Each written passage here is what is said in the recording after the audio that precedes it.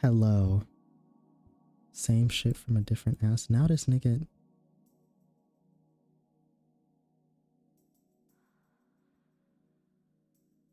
Now you're stealing my fucking vocabulary. God, I can't stand black people, dog. Can't stand these black people.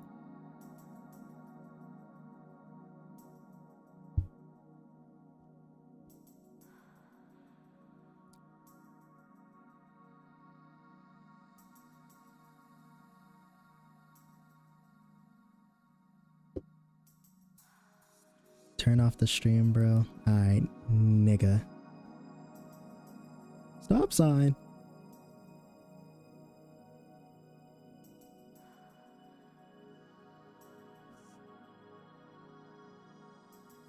What?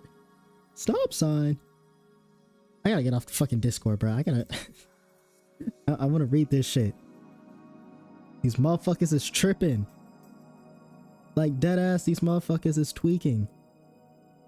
Is there a way I can make this full screen?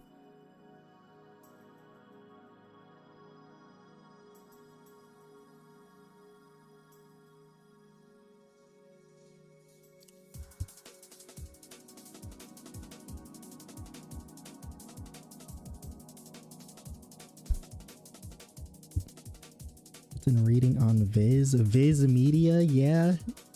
You got that shit?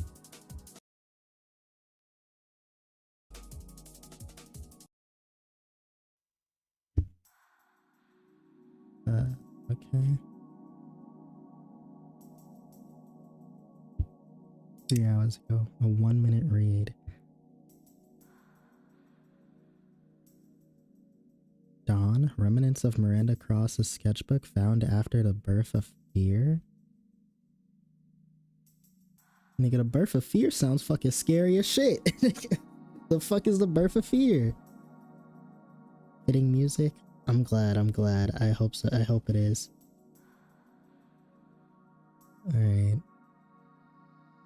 Once upon a time. Once upon a time.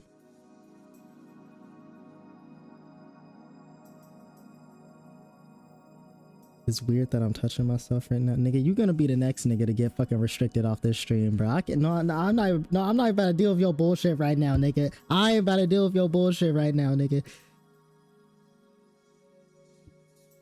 Time that nigga out for 10 minutes. Time that nigga out for 10 minutes. Alright.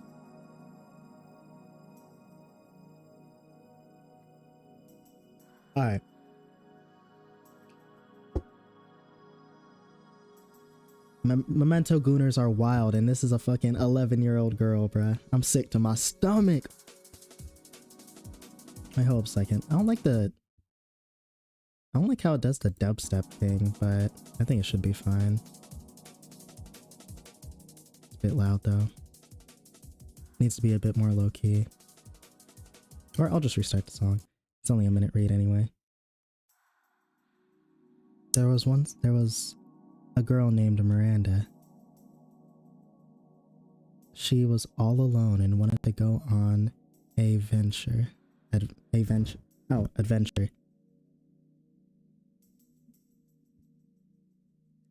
Aww. She left home and found the dark forest. I thought that was a typo, but then I realized that's literally just what she wrote. Stream 1.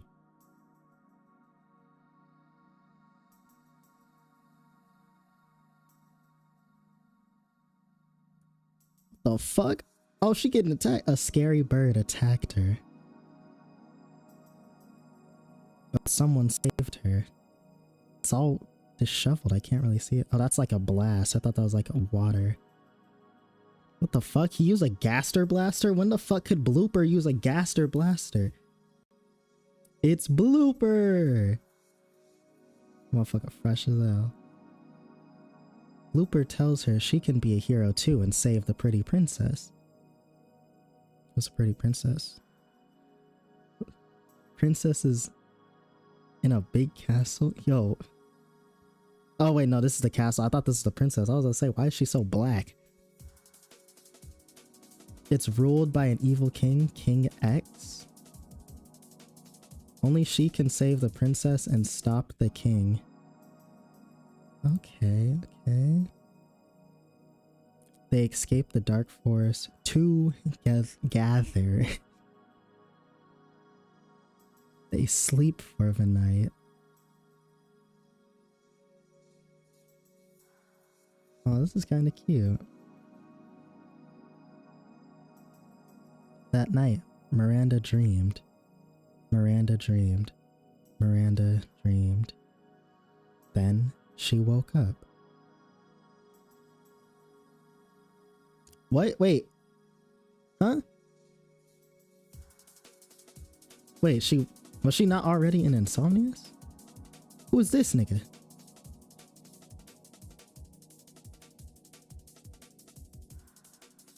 Okay. That's a girl. We know of Blooper Blu-ray. 222? Why is his name 222? Or why is this screen saying 222?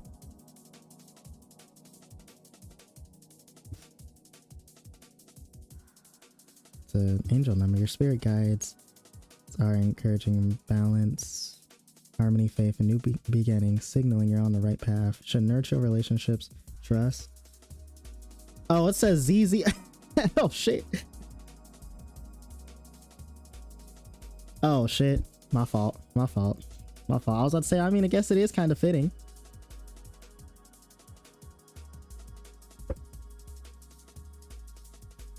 Here's what we know about this. It's ruled by a evil king equals King X. The princess is in a big castle. This is Miranda. This must be Amanda reuniting with said queen, right? Birth of fear, though. What is the birth of fear? I mean, do that. Oh my fucking god. Y'all. Wait, what the fuck was that? Wait, what the fuck was that? Wait a second. What is this?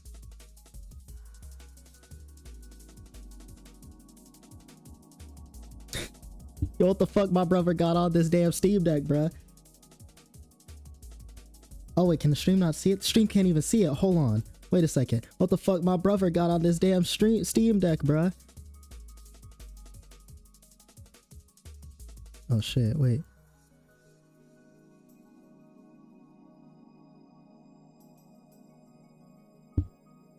God damn it. I can't fucking show it. Media literacy has fallen, bro. Okay, no, never mind. I can't show it, so you know what? We're just gonna be stuck with here. And she woke up.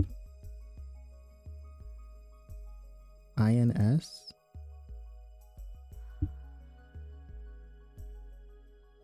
Insomnius. Wait a second. But this says kryptomnesia. The thing here. There must be a reason for that. There must be a reason for that. That was a cool chapter. I'm not really sure what it was trying to convey. I mean, it gives us a basic description of a story from a girl's mind, after all. Remnants of Miranda's sketchbook found after the birth of fear. So from what we could tell, remnants after the birth of fear. So these are remnants of her sketchbook that were found after the birth of fear. You see, because if you read the line right there, it clearly says remnants of Miranda Cross's sketchbook found after the birth of fear. Miranda Cross. Cross. I think that says cross. I can't read cursive. That no, it does says cross. Miranda Cross. I don't remember hearing about someone that had that name. This is completely new. Found after the birth of fear. So this must be when something. She left home and found a dark forest, and a bird attacked her.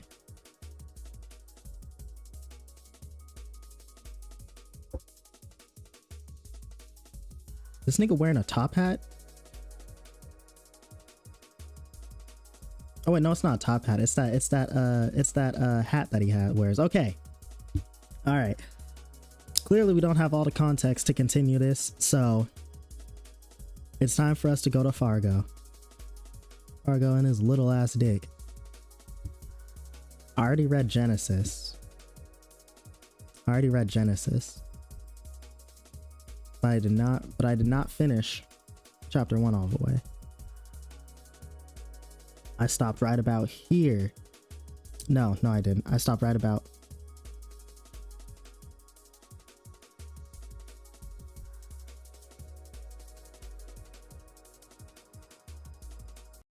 I stopped right about here. Hold on. I think I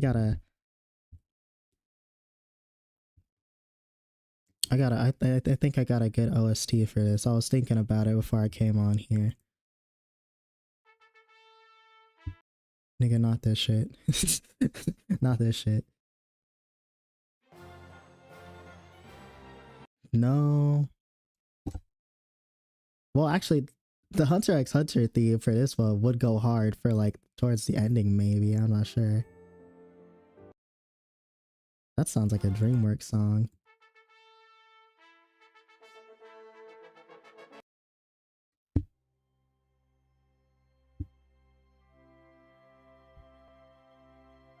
Hunter x Hunter? Yeah, I thought so. The Hunter x Hunter OST being really fitting.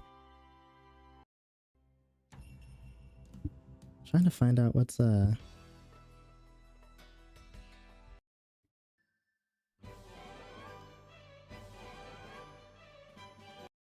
trying to find out what's like a really good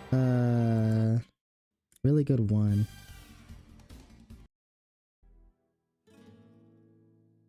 I feel like I gotta go with this one, huh?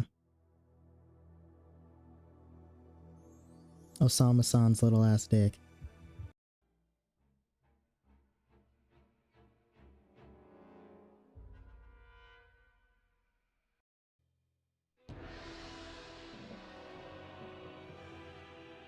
Nigga, this is when Gon turned into a whole grown-ass man. This is not fitting for right now. It's not fitting for right now. Half of this is gonna be just me trying to find songs that fit the theme. No one knows, seems like nobody can find them. It's a big club and I don't think we invited. No, not to Epstein Island. Epstein Island. I think this is the one. I think this is the one. It's a big club and I don't think we invited. No, not to Epstein Island. Stephen Hawking said in a letter that touching on little boys is like better than walking. And Bill Gates was saying it's fun and it's the only place that doesn't keep his mic. Yeah, this should be fine. I know we capping. Alright, man, fuck. Send me a good OST then. Fuck, fella. What did I just accidentally click on? I did not mean to accidentally click on this bullshit. And I'm not sure.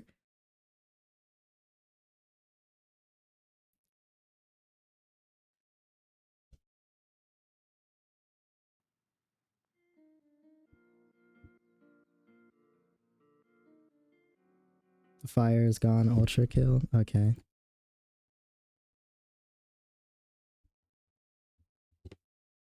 Some actual or real music.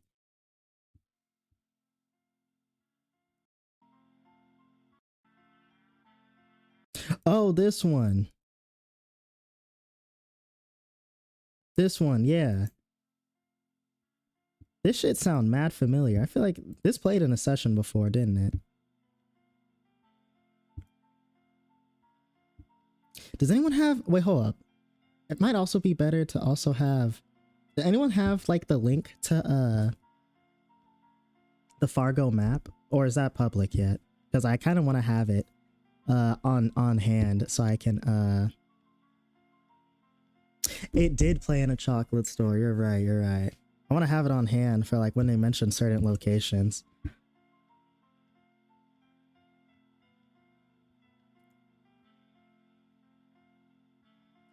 It's not just about being careful. Wait, no, I read this.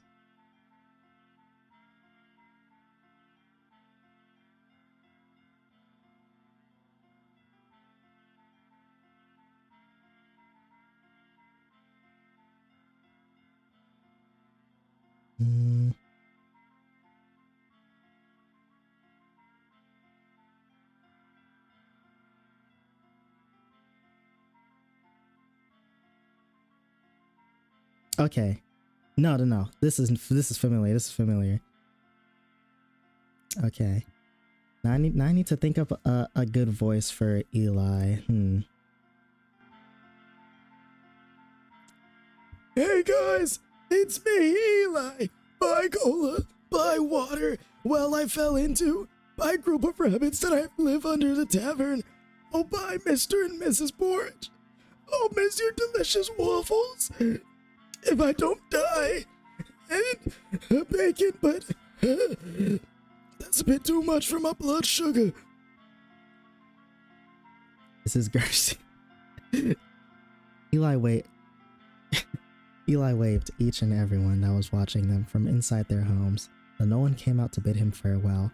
Warwick grunted, secretly cursing the townspeople, even after all the work he'd done for them. Check Discord? Okay, bet. Work in progress map? Alright, say less, say less.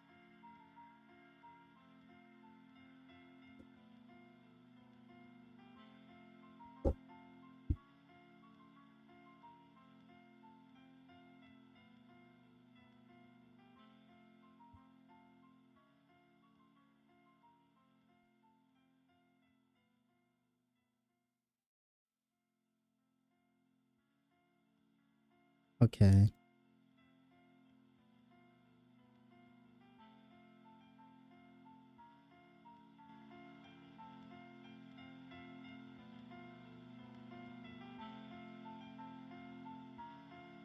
Okay, what the fuck? Wait a second. Wait a second. This shit hard, man.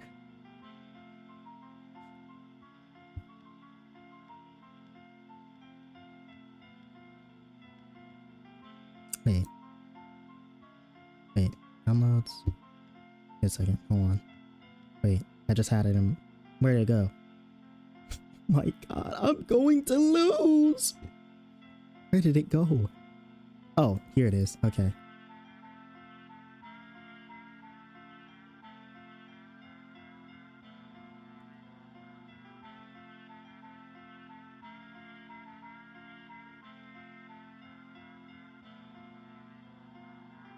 There we go. This is the Fargo map. Here it is. Alright. Anyways.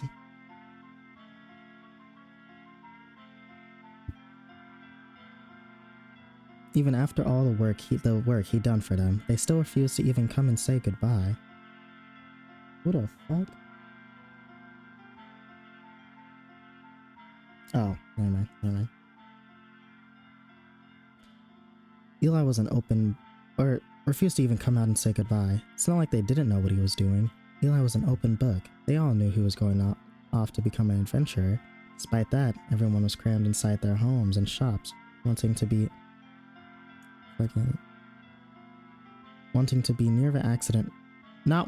near the accident-prone kid and his disgruntled old guardian. This lack of support made Warwick swallow, and sweat began to slide down his nose. The dirt path into town was dry and tough, but the further out they got, the more it was surrounded by the elements. Dark oak trees and lush rivers slithering throughout the underbrush. I might need to I might need to, what's it called? Increase it a little bit because my eyes can't read that far. Throughout the underbrush, and rivers slithering throughout the underbrush entered their view. A sight that was extremely familiar to both of them. Maybe a bit too familiar. Eli. Warwick started, standing in the middle of the path, leading away from town, from their home. He hung his head, scratching the back of his neck. He knew what he wanted to say, but the words wouldn't leave him. Eli, are you sure you want to do this? The words that left Warwick's mouth weren't aggressive or judgmental. They were quiet and concerned, something that surprised even Eli. The boy lifted up his head up, his eyes still shining so brightly, and even in a direct line of the sun. He didn't blink or look away from Warwick's narrow, tense gaze. He just looked back in silence, pausing to think of what to say. Yeah, I want to do this, Warwick. I'm going to become the greatest adventurer Fargo's ever seen. And I'm going to save so many people, make so many friends, and see so many cool things nobody's ever seen before. And fuck so many bad bitches. Like, have you seen the elf bitches in Fargo, Warwick? Come on, man. Eli nodded, his bright smile shining almost as beautifully as the flowers dancing atop his head. Even though it was an expected answer, it still caused pain to flare up the old man's heart. Kid, I just worry about you going off on your own.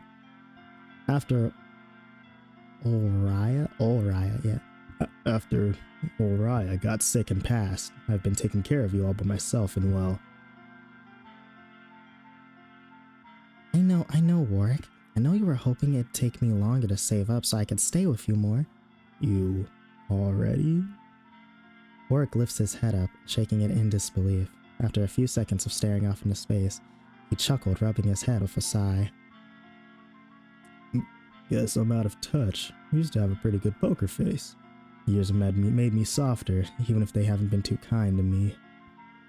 Warwick, I'm really glad that you and Oriah took care of me for so long. I'll never be able to repay you for that. And even if I don't remember my real family, to me, you're my family. But I can't stay here forever.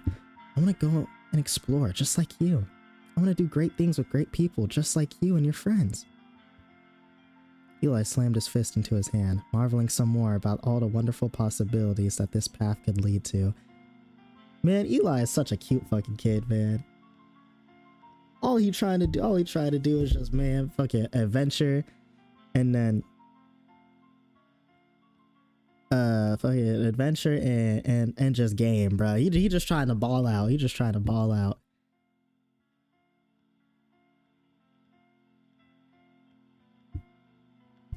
Nothing bad will happen.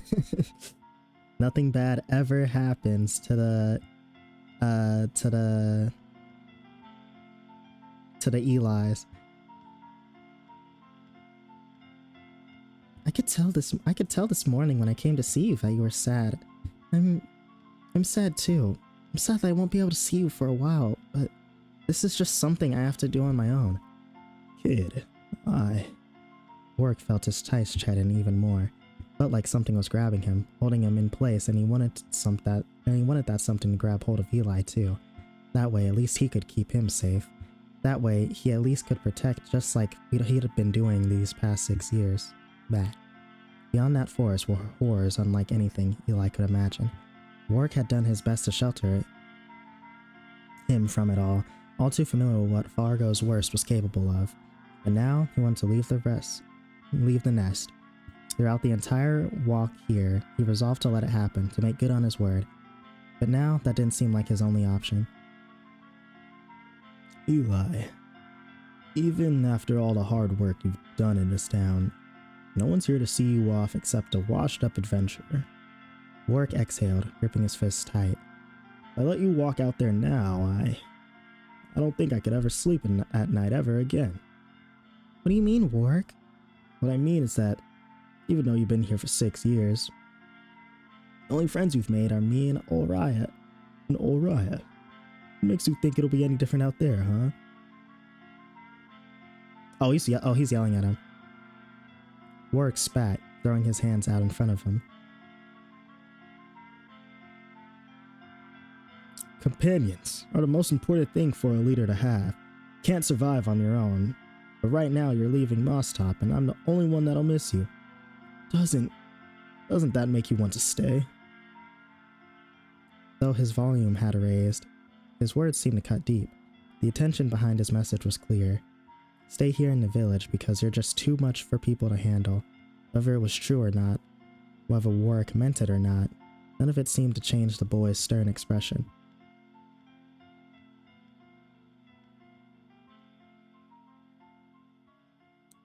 Oh crap, wait. I'd miss him. Shit, I'd miss him too. Stay here in the village because you're just too much for people to handle. Whether it was true or not, whether Warwick meant it or not, none of it seemed to change the boy's stern expression.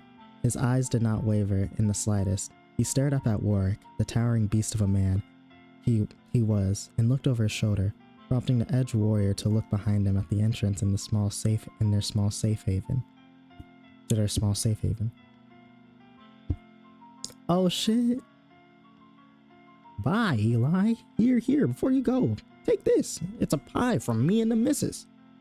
Hey, wait up. Hey, Eli, don't wait up. What'd you stop for? Did you know we'd be waiting? Come on, Warwick.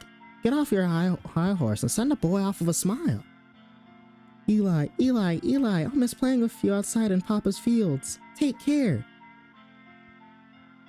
Eli, we'll be thinking of you always. Make sure you don't forget us little people. Much to Warwick's surprise, almost the entire village seemed to pour out from their houses and shops and kitchens, filled with toys, food, clothing, and tools, all for the boy on his way to become an adventurer. Yo, this fucking goated ass townspeople.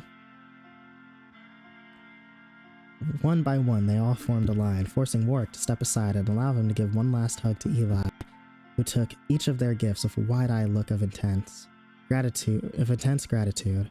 His teeth spread from ear to ear and he was able to... Hold on. Exactly, legends. This motherfucker is fucking...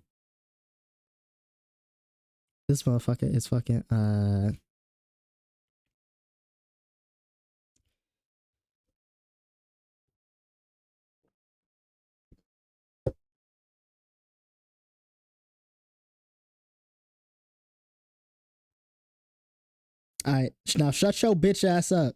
Shut your bitch ass up, man. God damn, I hate this. I hate coming here. Every time I come over here, it's always on that bullshit, man. It's always on that bullshit, man. Okay, my bad. I was getting something ready. Anyways.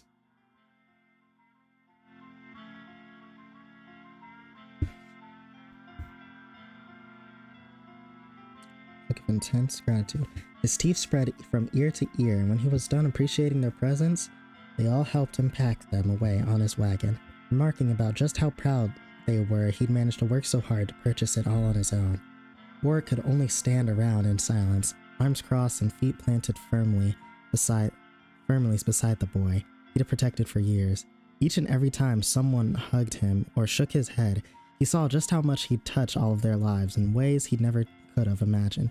His eyes sagged and a shadow cast over his face as the sun reached its peak, sifting through the leaves and the branches hanging above them. After an hour of prolonged farewell from the people of Mosstop, Eli fell to the ground and huffed. Wow, I don't even know how I managed to fit all of it in there. Hopefully Maz and Zola can carry it all, right guys? I know you can. You're the toughest cattle around. The pair of oxen mooed, stomping their hooves in the dirt and shaking their heads. Eli flashed them. No, nigga, this shit heavy as hell, bro. Get this shit off us. Eli flashed them a thumbs up and leapt to his feet, stretching, walking over to the driver's seat. Before he could lift himself up, he felt a hand on his shoulder and looked back. Warwick, what's the... Eli paused, taken aback by the sight before him. There, standing in the sunlight shining down from above, he saw tears falling down in Warwick's face. Aww. Aww. This motherfucker's so cute. In the 6 years of his life that he knew him, he'd never seen Warwick cry. But now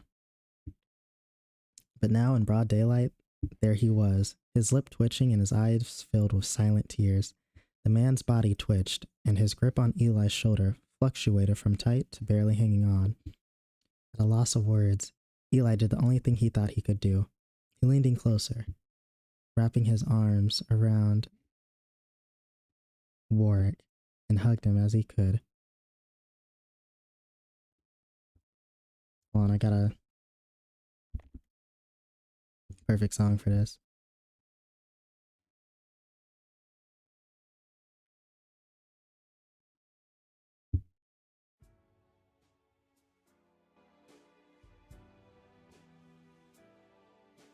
Warwick's expression flickered. You're choking. Fuck. Wait, no, that's Warwick. You're choking me up, kid. I know. I'm sorry. I have to leave. I'll really miss you too, Warwick. I'll promise I'll write to you as often as I can. Oh. I mean, you're literally choking me up. Huh? Oh crap. I'm sorry. In a single motion, Eli jumped back and let go of Warwick, who coughed and panted. Damn, motherfucker was actually choking him. Wiping his face with the back of his hand, he looked over at Eli, his eyes wide with a complex range of emotions. While his face was dry now, it still had a look of complete astonishment painted on it.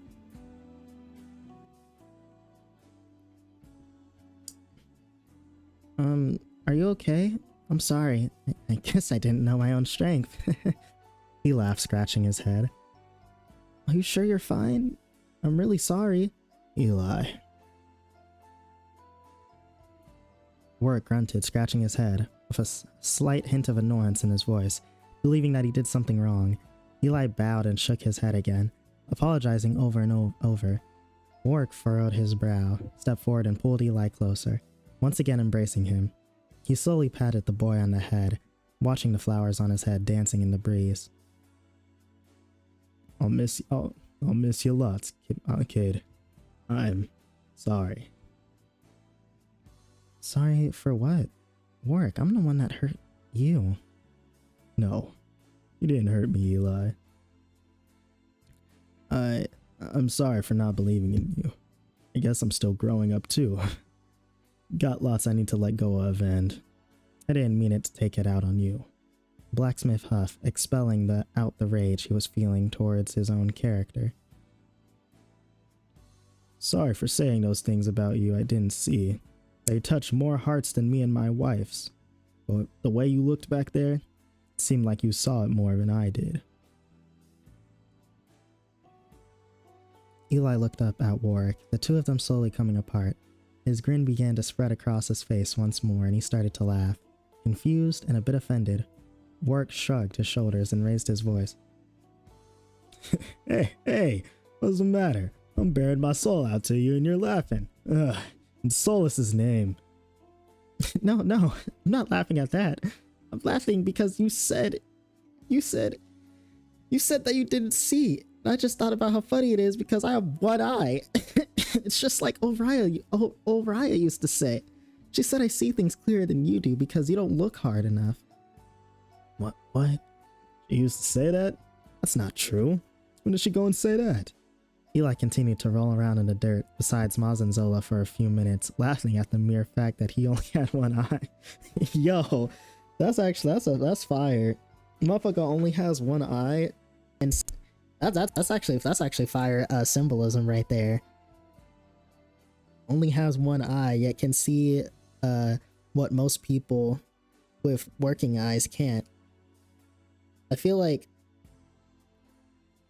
that's gonna be a certain theme, or it's gonna be something that's brought up later down the line. I'm not sure. Oh, what's poppin', Morrissey? Yeah, we don't have no more Memento Gooners.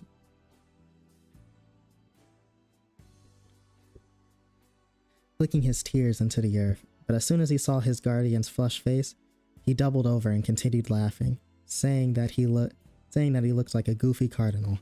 Watching this, Warwick couldn't help but sputter. Once Maz and Zola began to moo, as if laughing alongside their young owner, the old man couldn't help but let out his own chortle.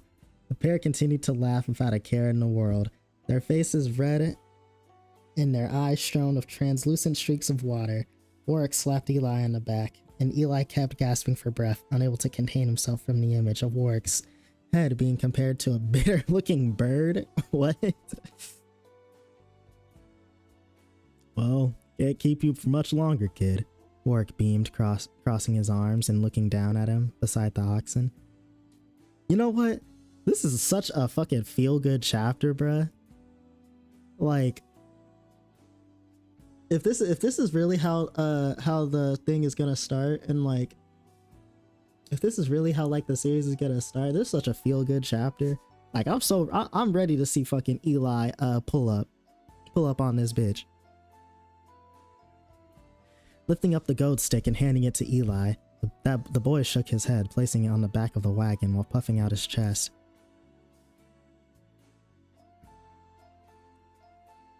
Don't worry, I don't need anything to help me steer but my own words.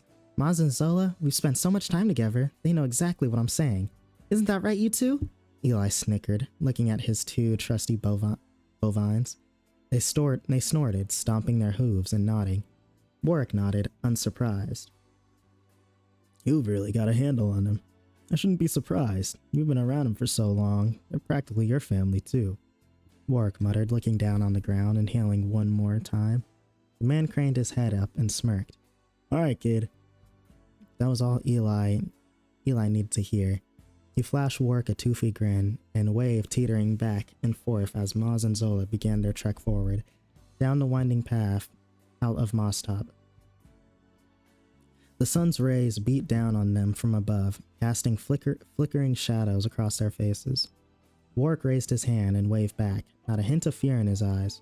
Perhaps somewhere deep down he was still afraid, but right now, all he felt was approval and pride. He watched Eli's wagon charge away from Mosstop, dashing away from everything he remembered, everything he ever knew, anything he saw from this point on, everyone he encountered, all of it would be completely new. Warwick lowered his hand and shook his head, turning back around toward the village. Eli was gone now, and he knew that meant he'd have to go back to an empty house. It was disheartening to a degree, but when he made it back home, he saw a letter placed on the table.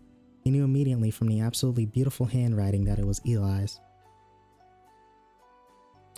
With a look that made it seem as though he should have seen this coming, he tore open a letter and began reading it. He heard a commotion outside, dashing to the door, letter still in hand. He ran back toward the center of town, to the main road. There, he had just made it in time to see Eli riding the wagon back into town. Pulled forward by Maz and Zola, going faster than Warwick ever knew they could go. The people of Mosstop cheered him on, shouting their praise and their support. They tossed flowers at him, decorating the exterior of the wagon with an array of matching ornaments. Nah, these are some fucking goated ass villagers, bruh. Calling them villagers like they fucking Animal Crossing characters. These some goated ass fucking villagers, man. On God. The goats, bruh. Everyone Eli had ever helped, everyone that had once thought him to be a danger to them, all of them, now gathered in Mosstop and cheered his name. If Warwick hadn't just finished crying, he would have started right then and there. Though, of course, that didn't stop him from raising his arms up high to shout out Eli's name along with everyone else. Eli doubled back and dove right past them all one more time, sending flowers all throughout the square. They all heard the oxen's moo slowly get quieter and quieter until all of that was left of Eli in the small village of Get quieter and quieter until all that was left of Eli in the small village of Mosstop was held in Warwick's burly hands. Well, that and the map that Warwick had gave him, that was laying in the dirt beside a set of hoof prints. On seeing it, Warwick's smile faded, and he this motherfucker forgot his map. Oh shit. This motherfucker forgot his map. Okay, then I'm actually gonna delete the tab with the map then, so I can feel even more immersed then. Because I thought he was gonna have a map. Wow, that motherfucker forgot his map. That's crazy. Eli, Eli, you stupid, stupid kid. You better not die out there, or you'll hear it from me. Rushing down the worn-down path into Fargo's mysterious and unfamiliar lands, sitting atop the driver's seat, Eli pulled out the journal that Ulraya had given him. That Ulraya had given him. He flipped to a few pages in and began jotting down a message, though it was mostly scribbles because of the movement of the wagon. Despite not knowing he'd lost his map, he scrawled in the date. Day 13 of the Golden Lyre Moon, the start of his journey, along with a drawing of himself with Warwick. Doubled over on the ground, laughing, he wrote down his very first message from the start of his grand adventure. I'm Eli Novella. I'm Eli Novelletta, and I'm gonna become the greatest adventurer in all of Fargo. This should be something big. Go ahead, play the music. Go ahead, play the music.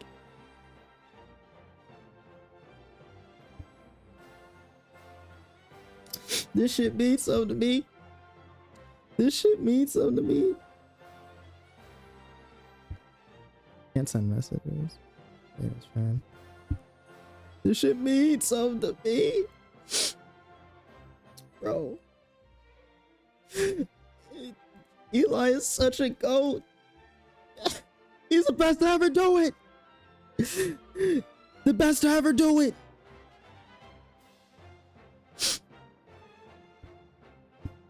It should be so to be. That's why he the GOAT. What are the comments? The greatest of all time. What you said works is the Shanks of Fargo.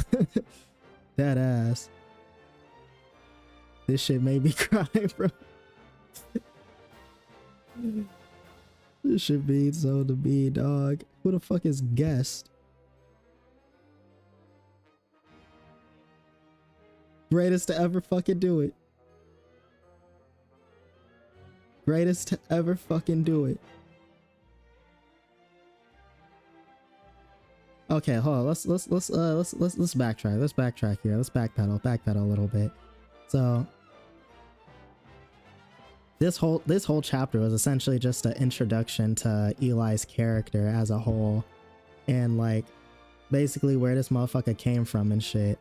And this shit is such a feel-good start to a story. Not everything has to start off fucking painful and sad and everything, you know. It's I like that shit. I like the start of that. I like the start of that. Not gonna lie, that was really refreshing. Honestly, I think we're just gonna keep the music going as we get into chapter 2. Also, day 13 of the Lyre Moon. Yeah, day 13. 13, number 13. All right, I see it. Anyways, on to chapter 2. 20-minute read. Shit, that's cool. All right, we're just gonna keep going. Or hold on, I can probably find another OST.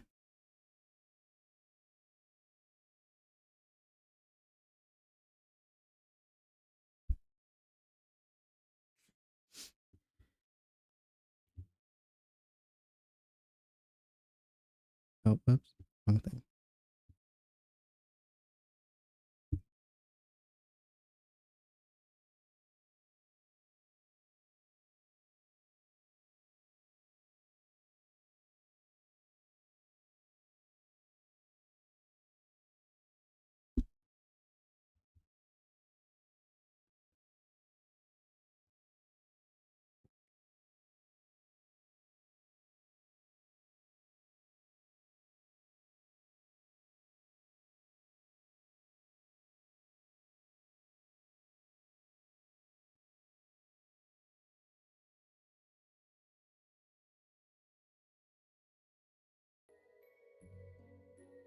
Okay.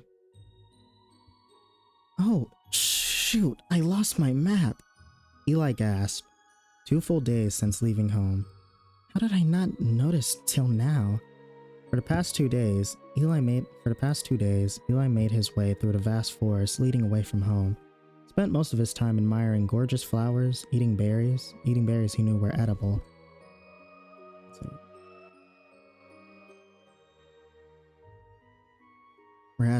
And talking with the very hard-working oxen pulling his wagon. Somehow, during that 2-day period, he hadn't noticed that the personalized map Warwick had given was totally gone. After he'd stopped to go to the bathroom or sleep, he just continued down whatever path was closest, never thinking to utilize the map at all. Wow, this motherfucker's going off pure vibes, bruh. Thinking to utilize the map at all, which led him to forgetting that he had it in general. Now that I think about it, Eli pondered, tapping his chin while looking out into the forest path. I did notice a few crossroads at one point, but I guess I was too caught up in these berries I picked. These mothers... Ooh, it's gonna be a miracle how this motherfucker has not died out in the forest, bro. Ooh, it's a miracle. Laughing to himself, Eli marveled at the colorful berries in his palm, popping one in his mouth with increased vigor. Ma's mood, kicking his feet and looking back over at Eli. The boy rubbed his mouth and shrugged his shoulders, chewing on his snack while raising an eyebrow. Looking around the forest, the tall oaks and sprawled bright greenery from before they were gone, replaced by thinner trees surrounding muddy paths and dark marshy mist. Zola shook his head, stomped his hooves, and halted. Looking around at the crossroads, the decrepit wooden sign lodged in the muck was covered in thick black weeds and tight vines. How tight are those vines are we talking now? Anyways, choking its legibility away by obscuring one of the 2 arrows etched into it. The one that was uncovered caught Eli's attention, and he leaned forward and swallowed his food, narrowing his gaze. Toad back. 2 miles? Hey, that's not far at all. Not at all where I wanted to go, but that's fine. That's all about the detours, right, guys? Eli chimed, looking down at the 2 wavering oxen. His 2 valued draft animals paused and looked ahead, watching the cold fog sliver over the path, obscuring it in totality. He's gonna die. Oh my god, I am going to lose. Bro. Life's all about detours, right? Eli, shot dead and towed back. Looked down, watching the gold fox over the path. It was nearly impossible to see more than 5 feet ahead, which didn't seem to worry Eli in the slightest, because he's a dumbass. For a moment, it looked like Maz and Zola peered at one another, shivering either out of fear or because the bitter vapor was getting to them. Of course, Eli didn't notice, or perhaps he simply wanted to urge them on despite their apparent hesitation. Cannon, definitely cannon. Bruh. Let's go, you 2. No stopping our trip to Derrig, the sunlit capital of Fargo. Leaping back into the wagon, Eli picked up a small leather book he'd purchased a few years ago. It was called Exploring the 12 Regions by Octavio O'Binion. That's a name I should take note of. That's a name I should take note of.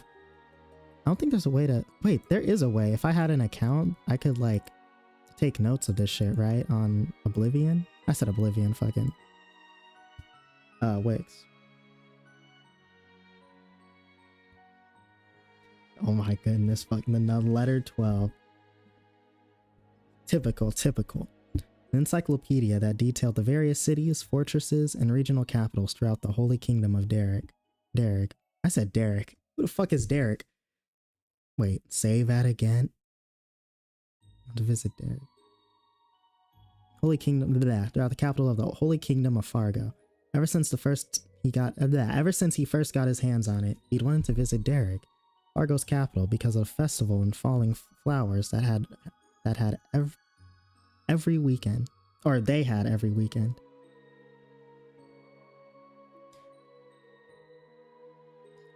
Holy shit. Drawings of the event showed countless falling petals. Falling petals, herbs, blossoms, and bouquets, all sprinkled throughout the skies of Derek, like colorful shooting stars.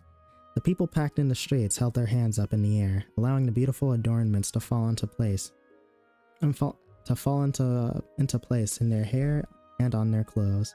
The bright sun was shining down from the sky, basking the Fargan people in an ethereal light that only made the flowers seem that much more stunning. Even though he'd seen those illustrations hundreds of times, by that point he could barely bring himself to pull away from those inspiring images. Zola, Maz, you guys are gonna love the falling flowers. I hope Derek lets me bring you into the inner city. I'm not sure how the law works there. Maybe Warwick was right. Should have gone to school instead of reading on my own time. Eli muttered to himself. Motherfucker doesn't even know the laws, bro. What? Eli muttered to himself, scratching his head. I was just so busy with work and I didn't have time. And I didn't have much time for classes. That's probably fine, right? Being an adventurer is all about instincts and curiosity. We can learn as we go. He is so cooked, bro. This is top 10 MCs that are cooked, bro. This motherfucker is about to die in that fucking forest, bro. Oh my god. Oh my god, that motherfucker is gonna die in this forest, bro.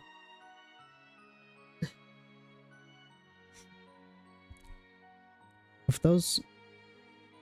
He's so dead. Chapter 6. Alright, now that we know the chapter that he dies in, we no longer have to worry about getting attached.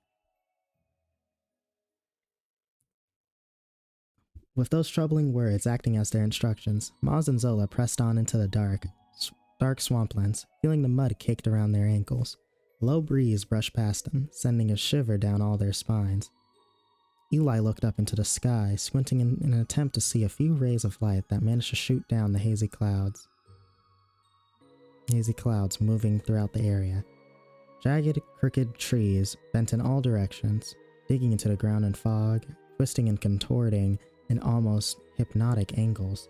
Grass around them was wet and droopy, spread out between small patches of muddy water that were speckled with grime and floating twigs.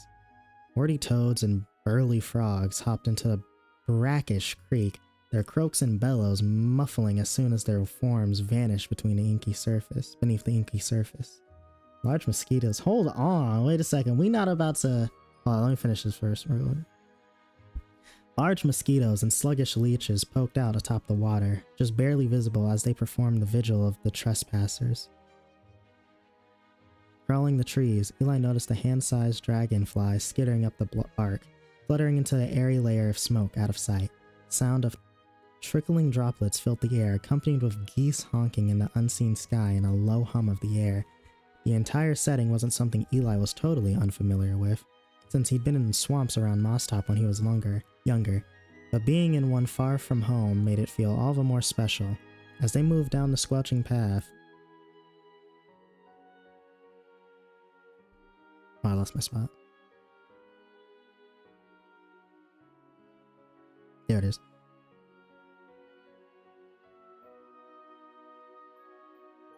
The thin trees surrounding them revealed an extremely thick, towering hardwood that hung curtains of vines above their heads, swaying gently in the wind. Eli's eyes lit up immediately, leaning over the edge of his seat to catch a closer look. Yo, this description is fucking fire, bruh. These descriptions is fire. It's like I'm there with the nigga. Granted, I would never want to be in Fargo with Eli out of all people because I can't fight a monster. I can't fight a monster. And Eli doesn't even know the whole laws of his hometown. I'd be cooked. But man, are these subscriptions fire. This is a scene where he trips and snaps his neck.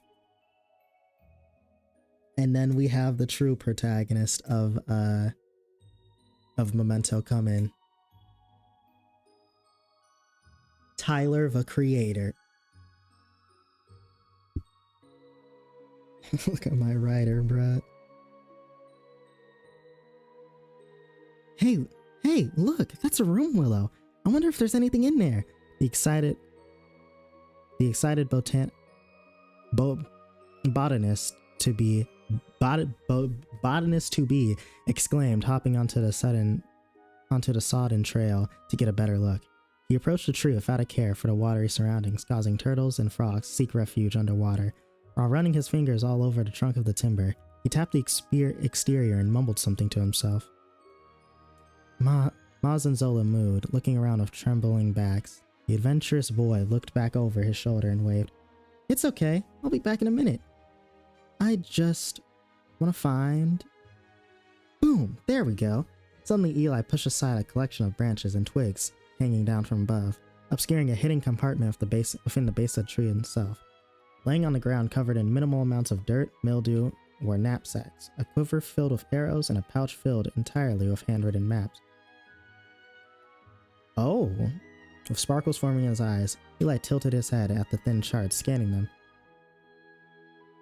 These maps have every town in the Riverlands on them.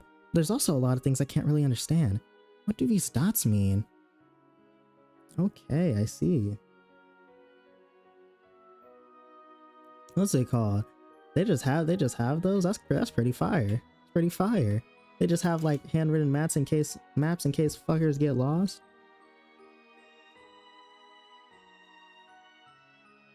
What do these dots mean? Are those bridges or gates? How far away is Derek?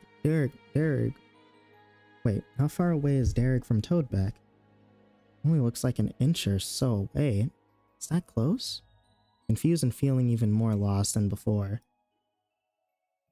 Eli shook his head and slammed his fist down on his palm. Wait, I got it. There's an easy fix to this. I just have to wait here for the person that drew these. Then I can ask him to join my party. Then I'd have a cartographer. I guess he's an archer? Ooh. I know who that is. Y'all know who that is. Y'all know who that is. What are these noises I'm making? Waving outside to his fearful oxen, he informed them of his intention to hang tight for a while and monitor the room willow. He sat with his legs crossed, sweat pouring down his forehead. Not because of anxiety, because he kept looking at the maps and wanting to touch them.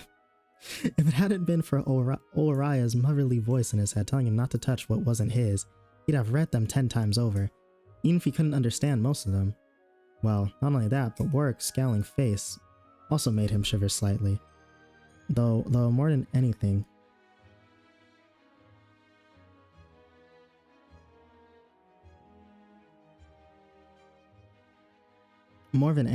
witnessing their faces in his mind's eye started to make him realize that he wasn't really anywhere near home anymore.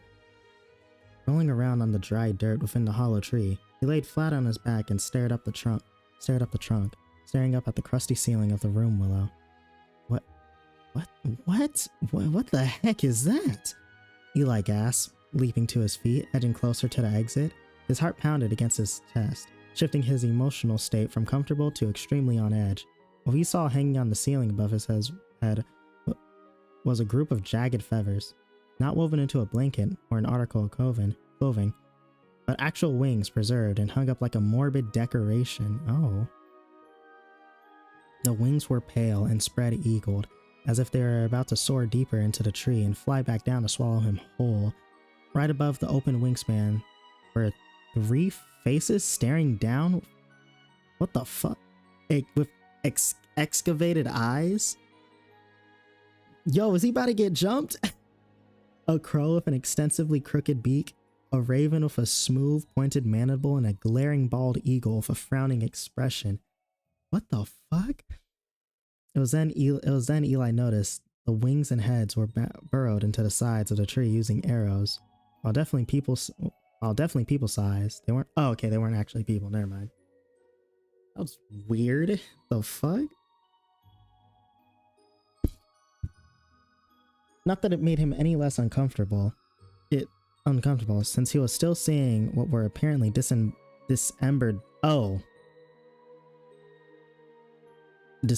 body parts? What the fuck?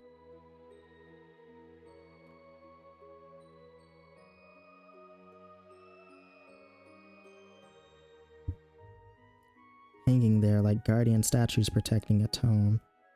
Or wait, he wasn't sure if he should be more taken aback by the human-sized bird heads existing at all for the fact that,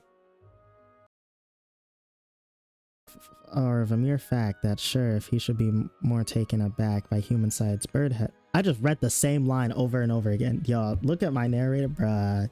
That ass though. They were hanging like they are like guardian statues protecting a tomb. Were they fake or were they real? Never heard of bird people before.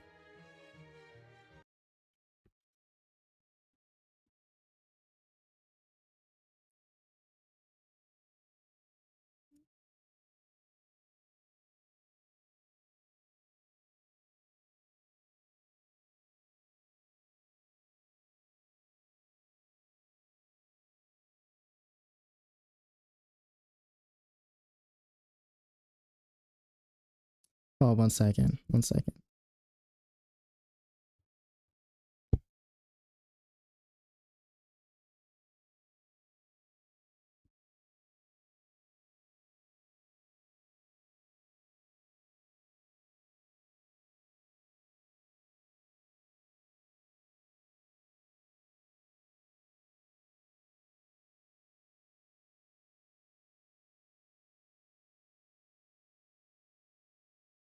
God damn it.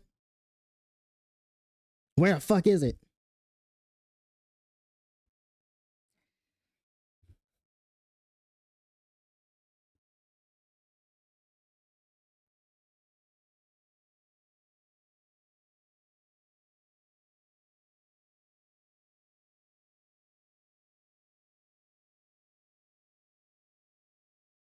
Okay. Here, we can go with this one. We can go with this one.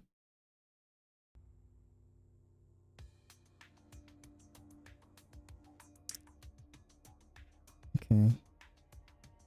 Could be if he wasn't sure if he should be more taken aback by human-sized bird heads existing at all, or of a mere fact that they were hanging there like guardians protecting a tomb.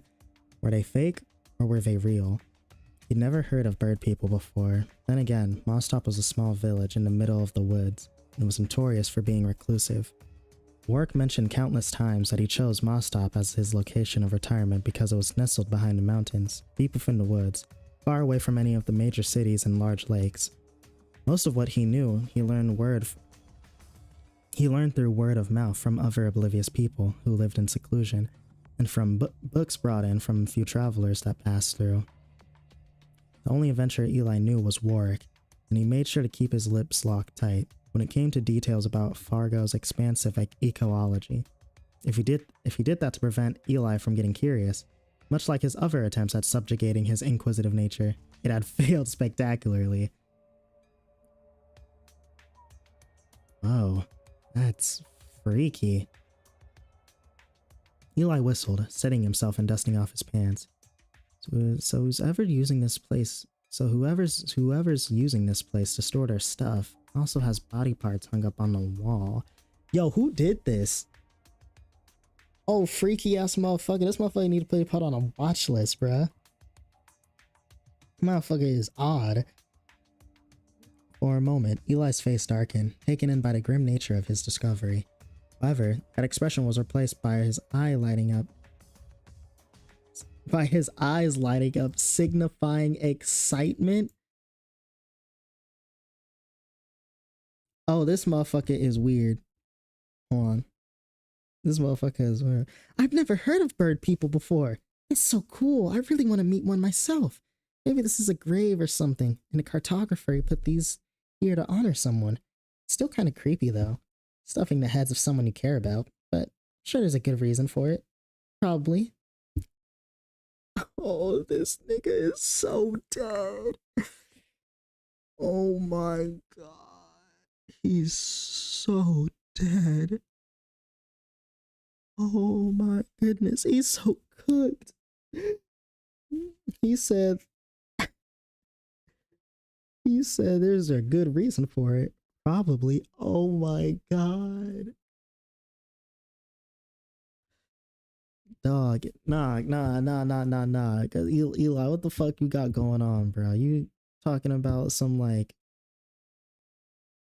cause first off, if you in a forest, you know, you just got out of home, right? You're finally deciding to really start adventuring and really going out there and everything, right?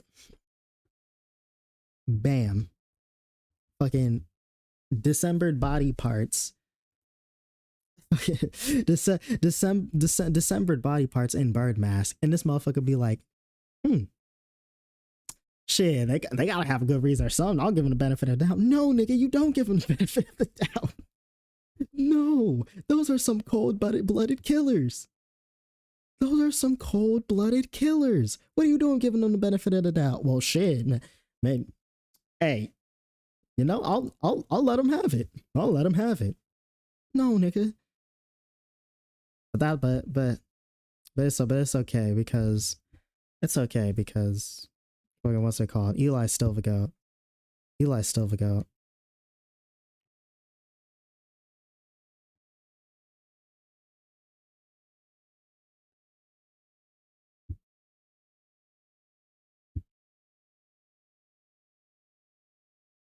One second.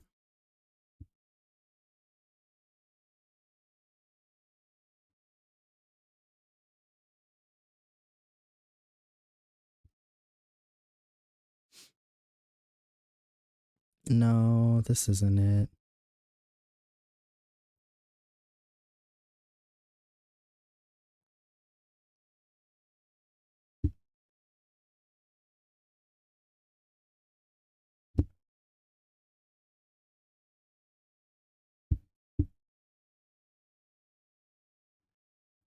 I can't find it. Well, don't matter. I've never heard of bird. Oh wait, I already said that. The boy declared, placing his trust in someone that he hadn't. Why the fuck is Steam just open up? That he haven't even met yet. I wonder if they can fly. They have wings. They probably can, just like actual birds.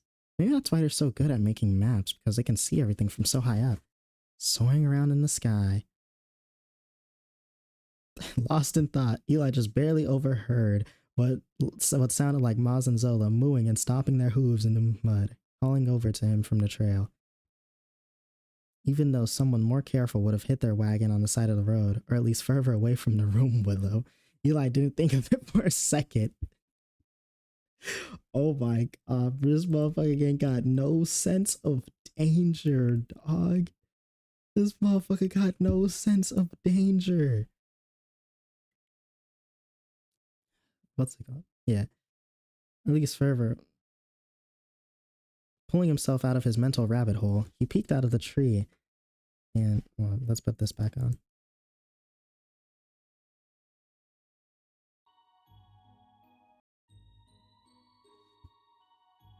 Peeked out of the tree and it tilted his head, staring over at the clamoring animals. He saw them looking dead ahead into the fog that only seemed to grow thicker and thicker. Moisture had begun to drip down Eli's arms and ankles, increasing the intensity of the damp hill. Ignoring the way his body was feeling, he turned to look into the mist, attempting to detect what the oxen had seen. Wait, what the fuck? From the Veil of Swamplands. Oh my... Oh god. Eli, run! Eli, run! What? Oxen had seen. Within the Veil of Swamplands, he saw a shadow approaching like a floating blot of darkness. It was small and running down the trail, speeding forward without a care for the mud or the fog. The figure had no lantern or torch, no means of seeing ahead or traveling safe. Eli. Oh, Eli. You need to get out of there. You need to get out of there. Oh god. Oh no. Relying solely on their own 2 feet, the squishing sound and feet slapping against the ground echoed in the air. Feeling the approached stranger was wearing no shoes or boots. Oh shit. That the approaching stranger, they got clear at their visage, becoming blah. The closer they got, the clearer their visage became, allowing Eli to see that the person was wearing some sort of cloak fluttered behind them. This nigga had ran into the fucking witch cultist chapter 2. Yeah? Yeah, you just running into witch cultist chapter 2, yeah? Making it seem as though they were concealing wings that they wanted no one else to see. Could that be the map maker?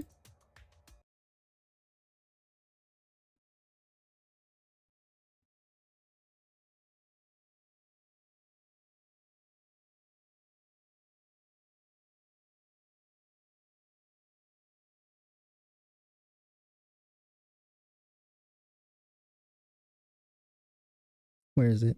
Where is it? This shit is so ass. That's not the right one. That's not the right one. That's not the right one. Where is it? Where is it? Yeah, here it is.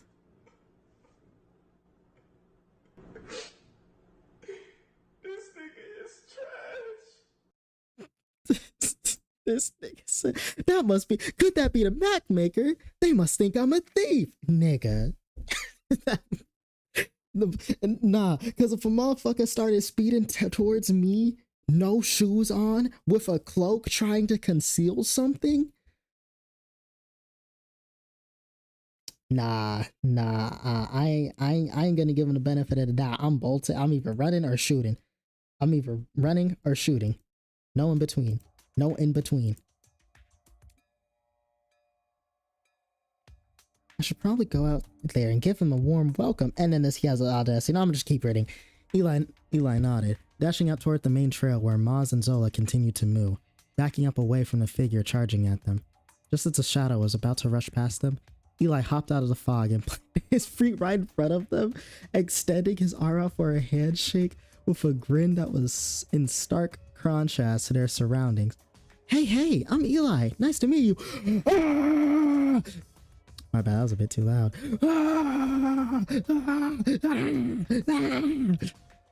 Shadow shrieked, nearly bumping into Eli, slipped in the mud and fell down face first, landing against Eli's shoes. Their dark green hood fell down against their back, revealing a thick head of jet black hair, very similar to Eli's own. Okay, they might not be what's it called? This probably isn't anyone bad then, considering they were just as scared.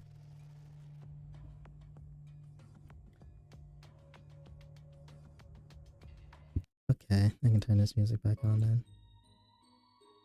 Eli began to put his hand on the traveler's back, but the moment his cold fingers touched her spine, they shot upright and shook their head, ferociously wiping their face with the edges of the muddied hood. Sorry, I just wanted to make a good first impression. Wait a minute, you're... The boy in front of him was not all dissimilar from Eli himself. They were almost the same height, though the stranger had an inch or two on him. Their hair was the same, save for the boy's bangs, which hung down over his eyes. Speaking of his pupils, were a marvelous shade of orange, filled with hazy darkness that paired well with the surrounding mist. The emotion carried in that look was pure fear and anger, something that didn't go over Eli's head. The boy grimaced at Eli and panted heavily, looking over Eli's shoulder into the back of the wagon and scanning behind himself as well. Are you here alone? The boy asked, hunched over and straddling something close to his chest. Eli's gaze moved to a silver knife clutched in the boy's hands, the tool trembling in his shaky, uncertain fingers. Could have been the kid's general demeanor or the fact that he was alone, with a face full of mud, but Eli didn't give off the impression that he was afraid. He stood up straight and grinned, clasping his hands behind his back, while he gave his honest answer. Yep, I'm a solo adventurer right now. Don't count these scaredy cats, gesturing to the two grunting oxen. Eli rolled his eye and placed his hands on his hip. I swear they're super reliable, but man, I didn't think they'd let a kid like you unnerve them. Where are you from? Answer me! The interrogator pressed, stepping closer with the dagger just barely within arm's reach of an unnaturally cheery boy. You're not from around here, I can tell. Are you with the Marshmen? Eli looked back over at the boy and scratched his head. Marshmen? I don't know anyone about that name. I don't know about anyone with that name. Are they a party of adventurers? Are you serious? I can tell if you're telling me the truth. Giving an answer that seemed to leave the boy confused, Eli shrugged his shoulders and sighed. Sorry, but I don't really know that much. I'm from Mosstop in the Gardendale. My name's Eli. It's nice to meet you. Once again, the rookie adventurer offered his hand to the youngster, nearly sliding his fingers right up against the knife's edge. This motion was so unexpected that the boy leapt back, compromising what little confidence he seemed to have even more. His eyes moved erratically to Eli's hand, to his face, and to their surroundings, until eventually they settled on the flower crown resting atop of the strange kid's head. Shutting his eyes tight, he mumbled something under his breath and pulled back, pocketing a dagger and hanging his head with sagging shoulders. You're too stupid to be with them. I don't think I've ever seen anyone like you, the boy sighed, rubbing his face with his dirtied fingers. Why'd you come out here into the swamps? Why'd you come out here into the swamps? Look like you're headed for Derek with those flowers on your head. Right on the money. I was headed in that direction, but I got lost because I forgot my map. Eli responded, shaking his head vigorously up and down, and up and down, nearly pulling his companion back into the mud. Hey, that reminds me. Are you the map maker that left those maps in the room well over there? Oh, wait, sorry, that's rude. I should ask for your name first. What's your name? I think we're the same age, so maybe we could be friends. Eli's rapid-fire question overwhelmed the poor boy before him, and he let go of Eli's hand with a creased brow. His fingers were red, and the mud that had been on his palm before was now squished into crevices of his veins. Cautiously eyeing up his flower-crowned peer, he parted his lips to speak before rubbing his sleeve. Oh, this is Foul Crow. Man, boy, I didn't know who the fuck this was. I had no idea who the fuck this was. I honestly thought this was a new character, but this is Foul Crow. Oh, I know this. I know this little bitch ass fucker. Hey, who would have thought that? Who'd have thought that? What's it called? Foul Crow would be the first one to pop up. That's fire. That's fire. Wait, hold a second.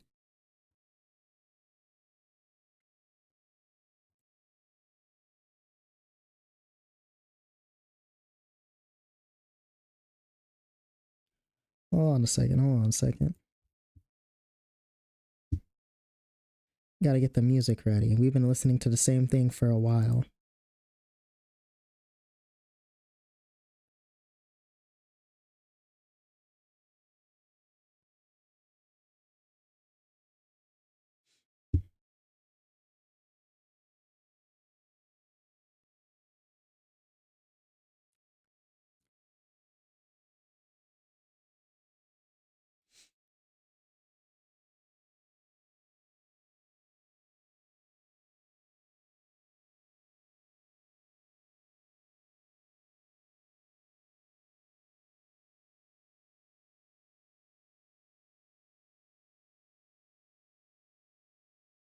Okay, yeah, this'll do.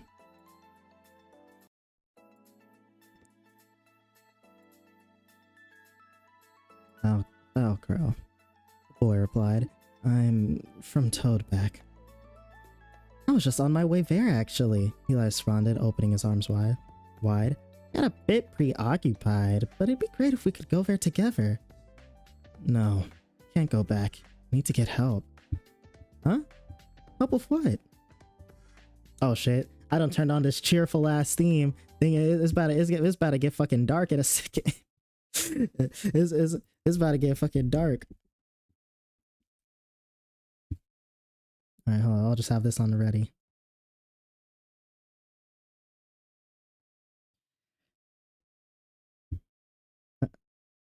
Huh? Help with what?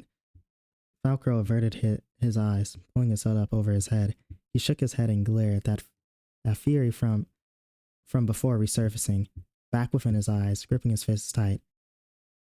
He looked back over at Eli and offered him cautionary words of warning.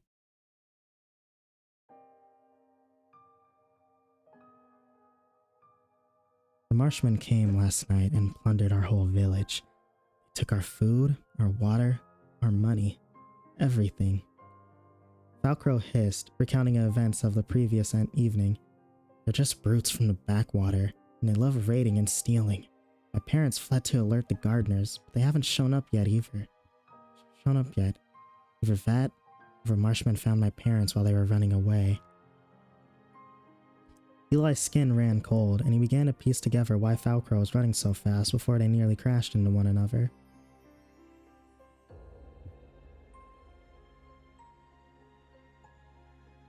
Where they? Fuck, okay, my bad. I fucking lost my place. His village had been ransacked by criminals. Now all he wanted to do was make sure his parents were okay. And along with that, Eli could tell there was venom in his words. Proof that he wanted to get back at those people who wronged him and his family. For a moment, Eli thought about what he could do to help, feeling his forehead crease and his mouth clamp shut. He hummed to himself before gasping and nodding his head. Oh my goodness, this kid is about to fucking die, bro, dog. This kid is about to fucking die. Let's turn back on the happy music. Oh then, let's go stop them ourselves. Wait, what? Yeah, if the knights didn't show up yet, then it looks like we have to handle it on our own. Come on, we can do it. It'll be me, you, Maz, and Zola. Velcro looked over at the parked oxen. They both looked at him. Both looked at him back and shook their heads. The fucking oxen said, "Bro, big bro, don't do this, please, big bro." Enough.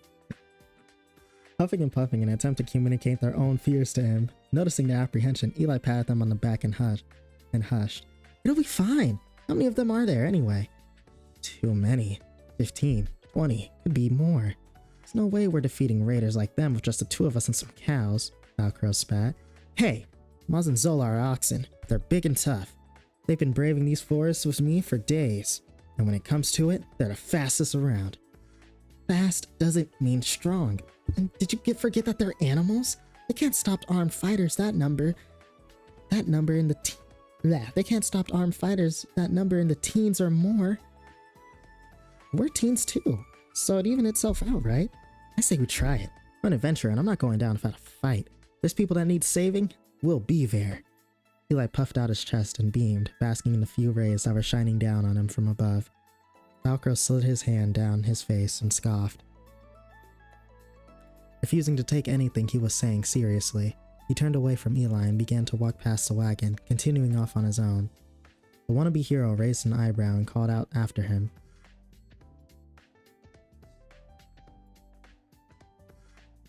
Hey, where are you going?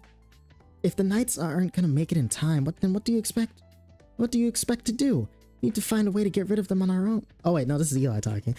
Hey, where are you going?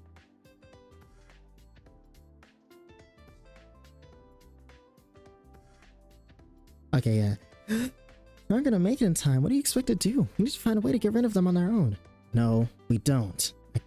I can't make it to Sliff in time. So I need to find somebody who can handle the marshman. Someone I know is hiding out here somewhere. Velcro grunted, trudging through the trail with increasing hardship. Eli walked over to his side, blinking as the boy looked over at him with an ominous expression.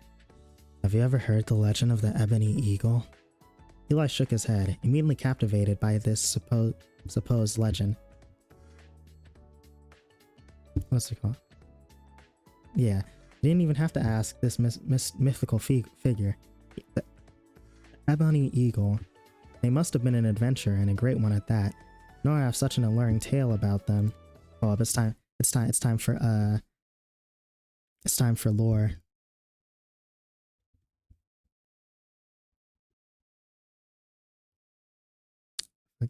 What's that one theme? I'm trying to think about it.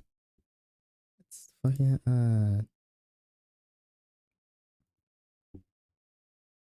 I think it was from Tsukihime.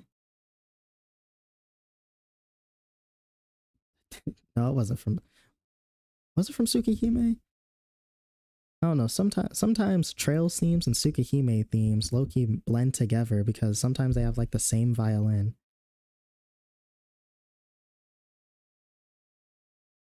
I'll just try searching up Trails first.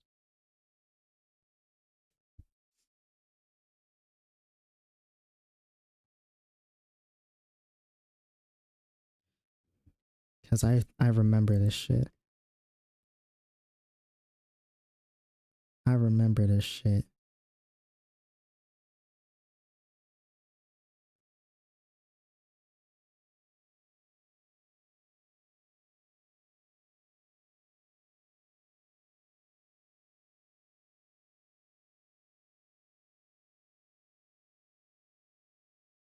It was this. Okay, yeah, it was a Trails OST. Okay, yeah.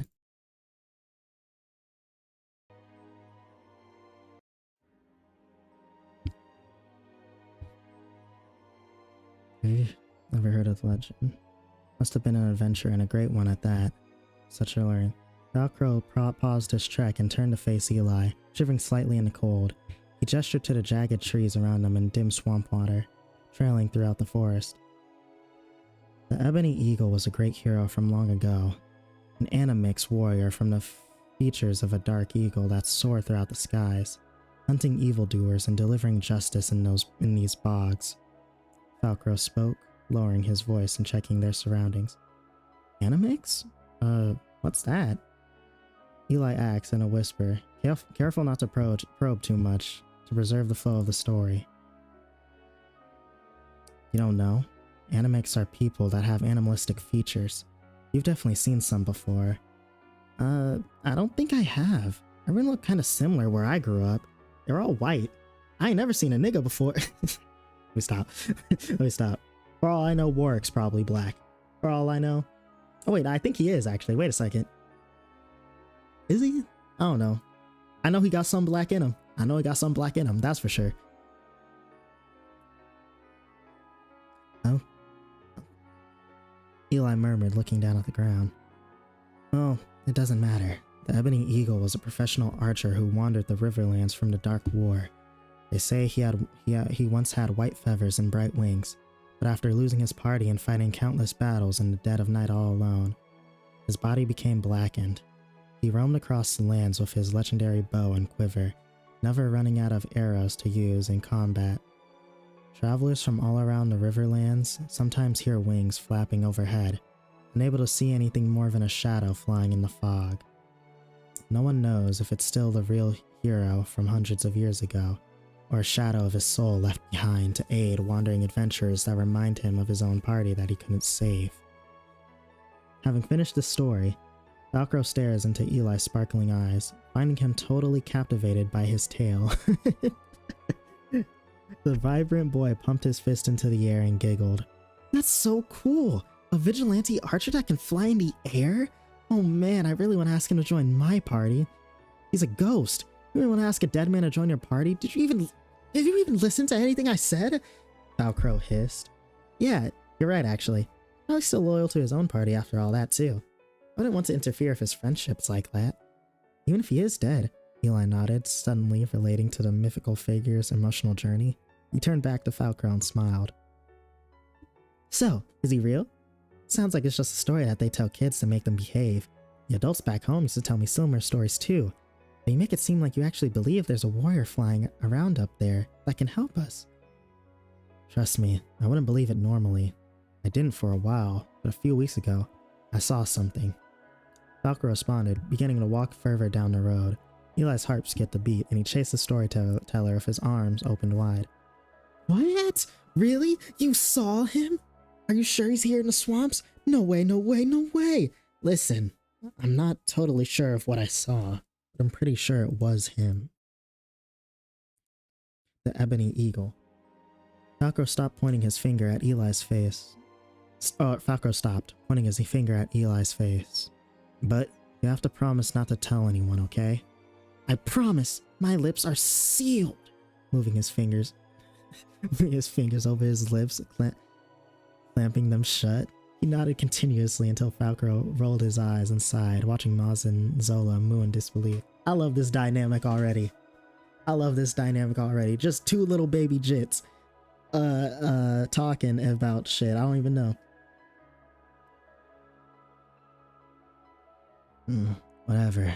Just keep it to yourself. It's a little embarrassing and I don't want to get in trouble.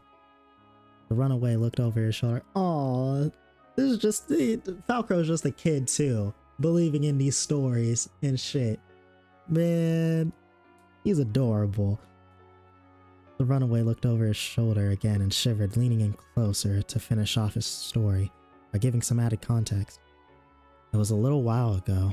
My mom told me to get some water from the well in the woods, so I went on my own after nightfall. I was a bit lazy, so I didn't get to it immediately, but I still had to do it. Anyway, I was walking down the path into the woods, only hearing the toads croaking and whispering of the wind. It was cold. I remember that. It was really, really cold. Too cold for this time of year. I felt something was off, and I normally don't believe in that kind of stuff. This time, part of me started to.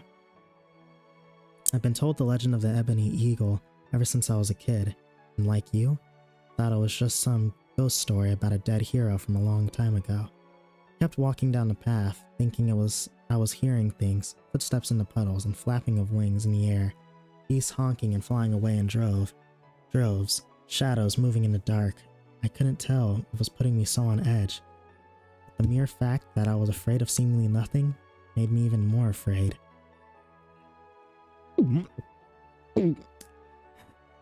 And what did you see? Eli swallowed, his eyes widening. When I made it to a well, I tried to get the water as fast as I could. I looked over my shoulder and I kept thinking. I was hearing a whooshing noise. Oof, my bad, I yawned. I did not get any sleep last night. Like someone kept hiding behind the trees around me. I stood perfectly still, following a shadow as it made its way right around a large room willow, a few yards away. I squinted, leaning closer and straining my eyes to see if I could make out something in the dark. That's when I saw it, a pair of wings spreading out with a whoosh on either side of the tree. The wingspan was something I'd never seen on any bird before. I backed up and tripped on my bucket, spilling the water all over my pants and shirt. Scrambling back to my feet, I dashed away from the well and looked over my shoulder to see the shadow flying in the air above the trees. Hold on one second.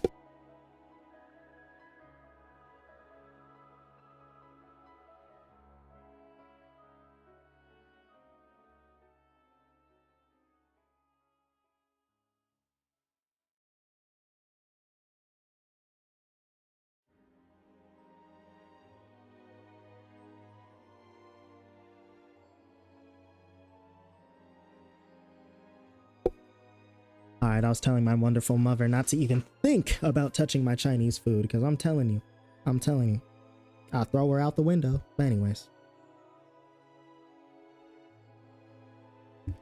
I kept looking out the windows, expecting to see it crashing through the glass, hooking me with its elongated talons and making me out into the dead of the night. It never came for me. The next day I heard from my dad that a group of bandits had been found trapped within a room willow, tied up and stripped of all their belongings. How do you know that the eagle did it? Eli asked, cutting through the temporary silence at the end of Falcrow's story. The frightened boy narrowed his eyes and raised his chin, taking one step closer to his audience. When my neighbors came to bring them to the holding cell and towed back, they said they found them gagged with something dark shoved down their throats. At first, my dad wouldn't tell me what it was, but after I nagged him for a while, he took something out of his pocket and showed me a large, crumpled black feather. Way too big for any stereotypical bird.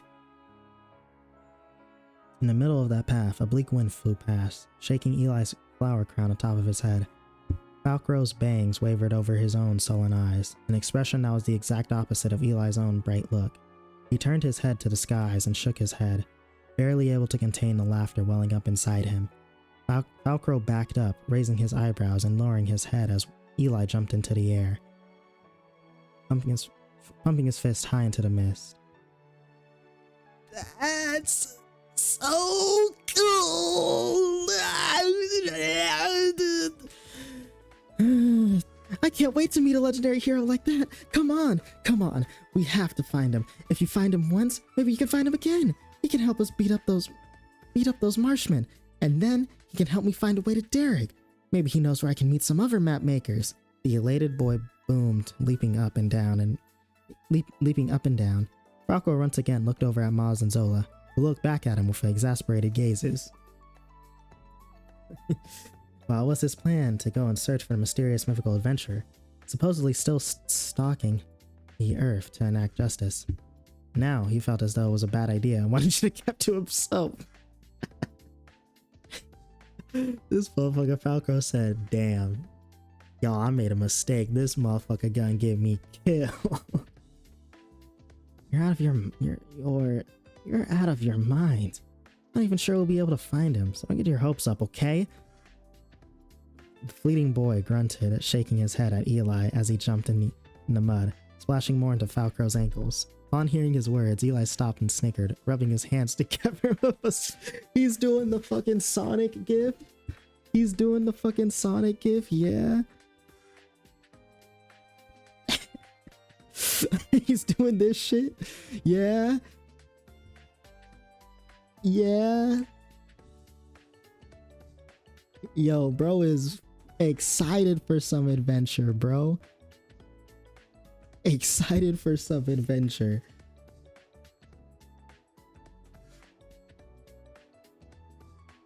Who begins it?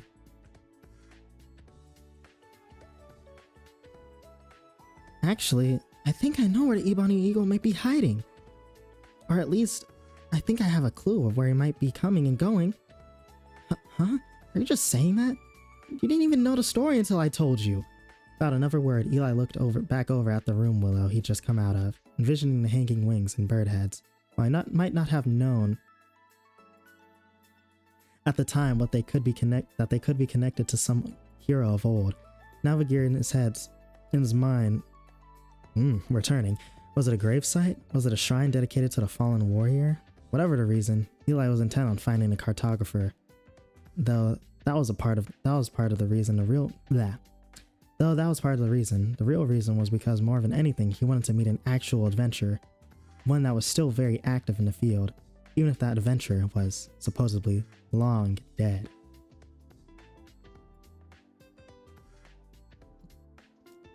Another banger chapter. Yeah, as you said, this shit is peak. My thoughts. What's it called? I love fucking Eli and Falcrow's dynamic, bruh. Them motherfuckers gonna be funny as shit, and I'm pretty sure I know the character who they're talking about. But I'm guessing now that I know that this motherfucker is named this is Falcrow's portrait image. This is Falcrow's portrait image. Now that I know. It makes sense. Makes a lot of sense. They're going to find the Ebony Eagle, and he's going to hit them with a no, like the Mighty Eagle. The fucking Mighty Eagle from Angry Birds. This motherfucker. This who they looking for? This motherfucker right here, this who they looking for? Yeah. No, that was a... Just like him, yeah. That was a really fucking fun chapter.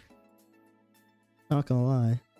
I'm liking this group. I'm really liking this group. Can't wait to see more. I should make an account. I gotta make an account so I can like this, but... Should I do that right now or should I do it later?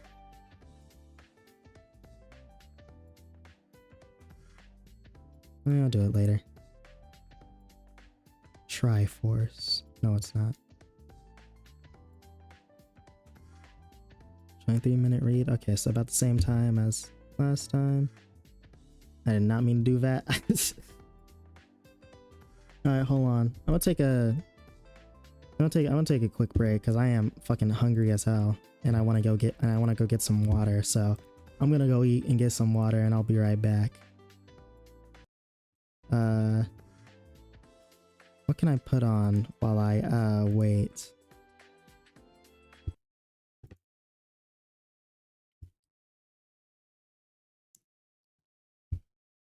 But now I think I do want the nuts.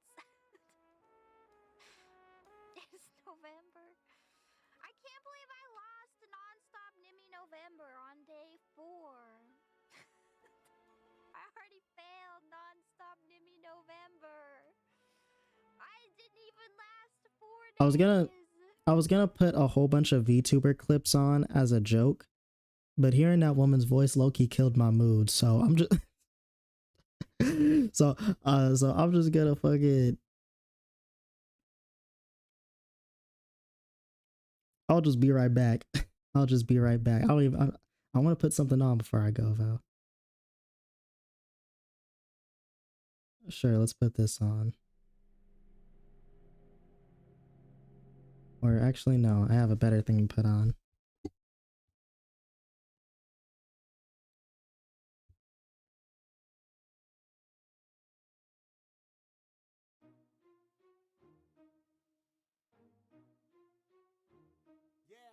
Yeah, do it. Nobody else will. Nick Natoli, yeah. Where the celebrities been hiding? No one knows, seems like nobody can find them. It's a big club and I don't think we invited. No, not to Epstein Island. Epstein Island. Epstein Island. It's a big club and I don't think we invited. No, not to Epstein Island. Stephen Hawking said in a letter that touching on little boys is like better than walking. And Bill Gates was saying it's fun and it's the only place that doesn't keep his Microsoft. Yeah, it's time to go and expose the celebrities that love the island life like Oprah. I think like Prince Andrew sat on the throne though, thinking that nobody would really snap that photo. I'm surprised he liked girls, I thought that he's a homo. And these people run the world, tell me something I don't know. A few mimosas and a dream to chroma is how these people go ahead and seize the moment. Yeah, Bill Clinton, no one believes it, but we knew Hillary never sucked on his penis. And Chris Tucker was like obviously here, cause where has Chris Tucker been for the past 10 years? Kevin Spacey, please don't rape me. We know he like him young, I mean way under 18. No Halloween, they got masks and vaccines. Always a special guest, just like Harvey Weinstein. And it's the children that we need to protect. These elites got them flying on Lolita Express. I need to express just how I feel about pedophiles. Think they need an execution and we don't need a trial. Where are the celebrities been hiding? No one knows, seems like nobody can find them. It's a big club and I don't think we invited. No, not to Epstein Island. What's the final destination of them Disney cruises? Epstein was a suicide, are you kidding me, dude? Cause he never went to jail, never sat in that cell. And it probably was a clone, but nobody could tell. Cameron Diaz and Bruce Willis also went to the island. Jimmy Kimmel, Noam Chomsky were all on the flight log. Everybody is involved, everybody's a client. We should be outside that courtroom starting a riot. Now Jeffrey's gone, but everyone's head scratching. No one's talking about the tunnels or all of the sex trafficking. Love it when they say that this is just a theory. Someone tell me what's the definition of a conspiracy? When two or more people act on agreement that violates the law, tell me what are we seeing? Look up Zorro Ranch, you won't get back to sleep. It's a rabbit hole the moment you look into Epstein. Where are the celebrities been hiding? No one knows, seems like nobody can find them. It's a big club and I don't think we invited. No, not to Epstein Island. Epstein Island. Epstein Island. It's a big club and I don't think we invited. No, not to Epstein Island.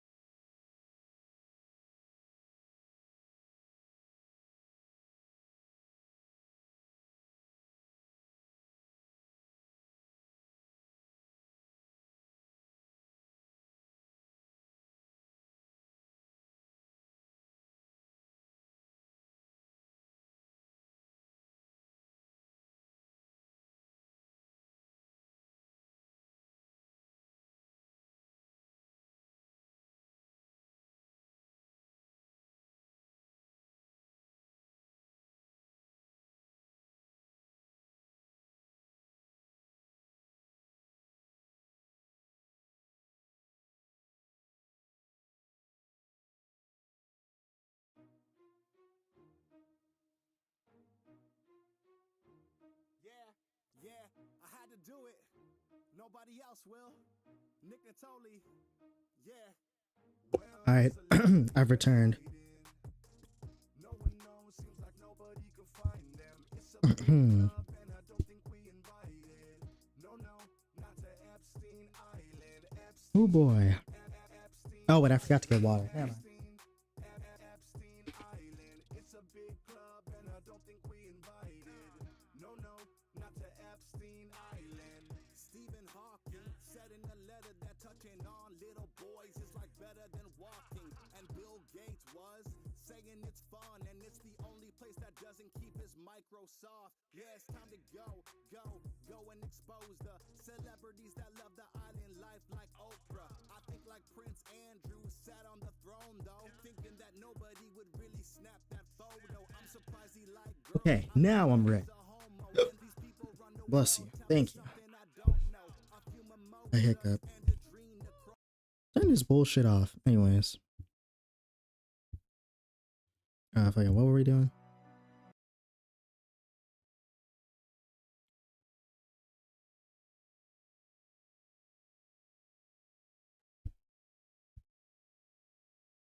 Okay.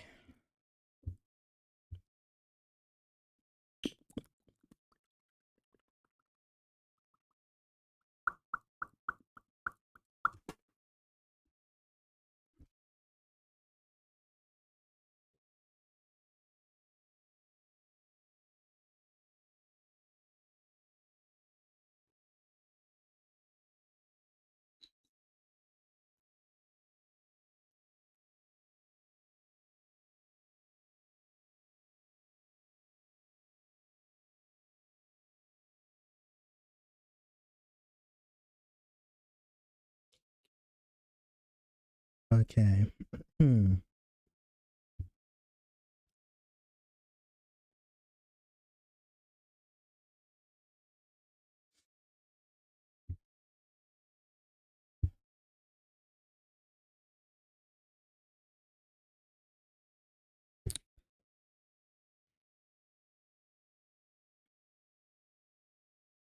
God damn it, I keep accidentally opening fucking random ass applications that I'm not trying to open.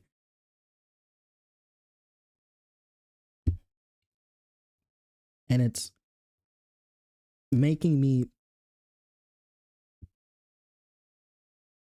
very, very horny. I don't know what the fuck I'm saying. I don't know. I'm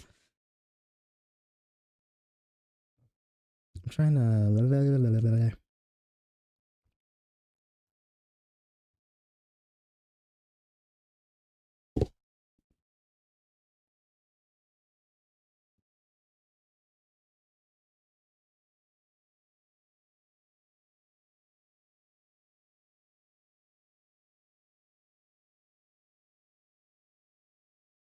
Okay.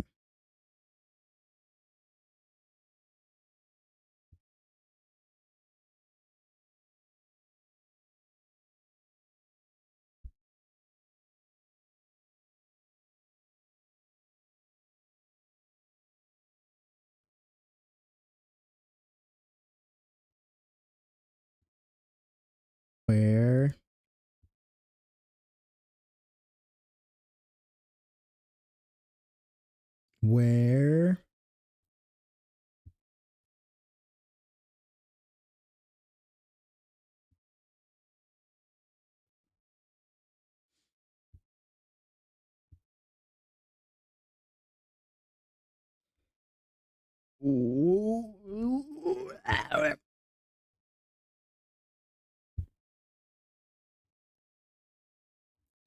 Okay.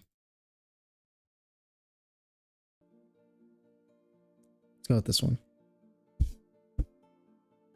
Velcro. Someone who was not at all used to interacting with kids his age. Zion found himself extremely uncomfortable with the way Eli pointed out.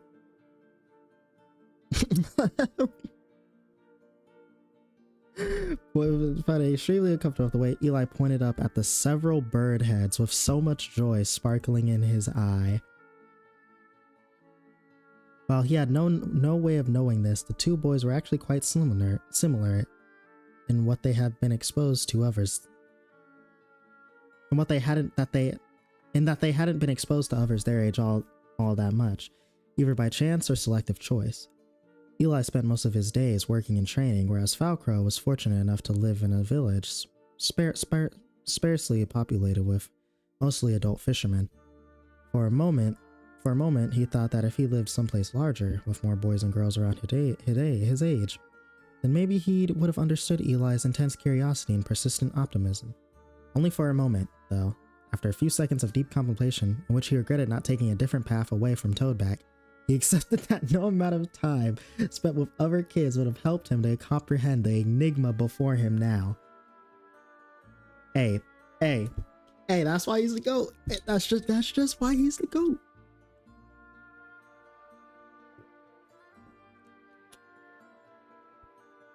He's simply just Eli. That's all that is. That he's simply just the GOAT.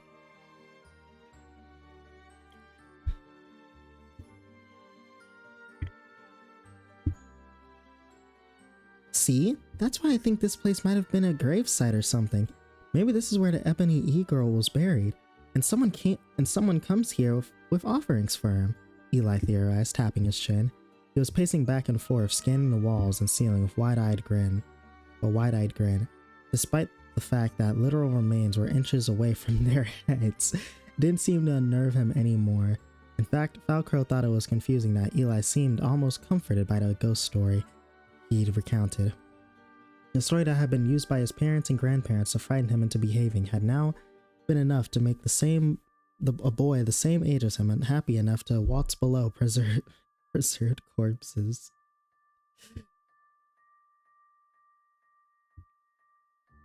Being in here with those remains might be enough to make the eagle mad at us, Falcrow shivered, clutching at the ends of his damp cloak.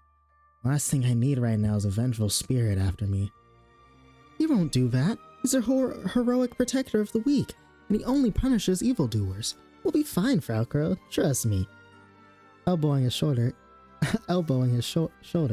Eli plopped down to the shuddering preteen and crossed his legs, swaying back and forth. Sighing,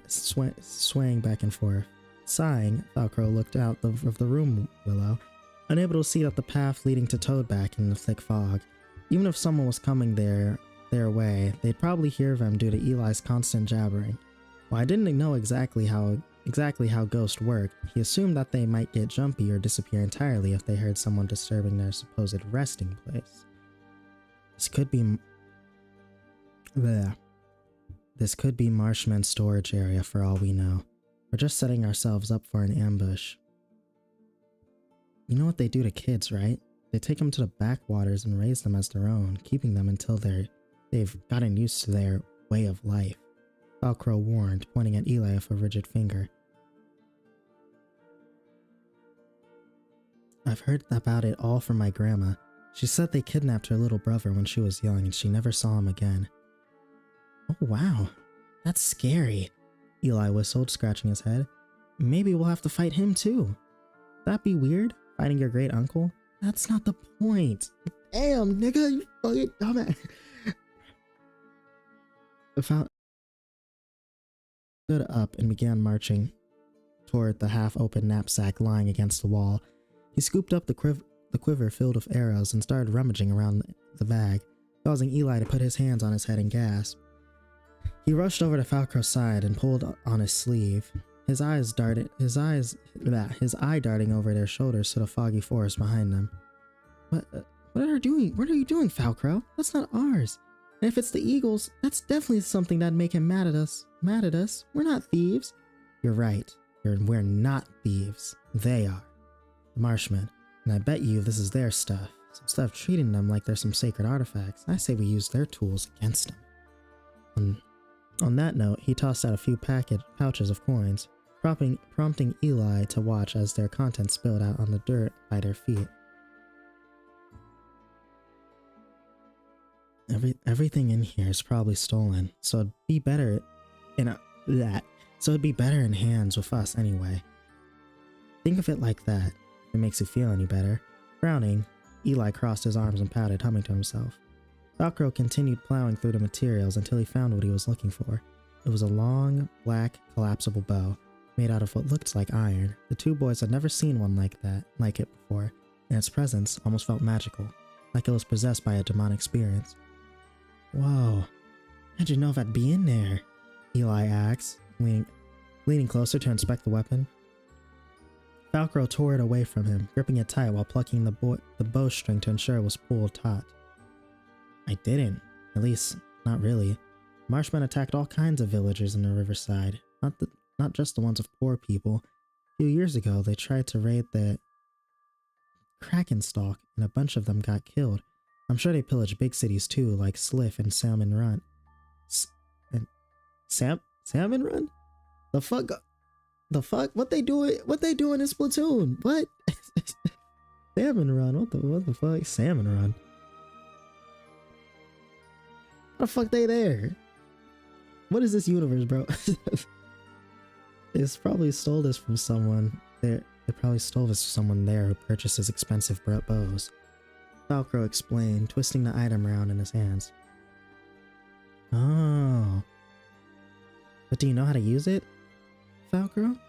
Are you a sharpshooter just like the eagle? No, sadly not.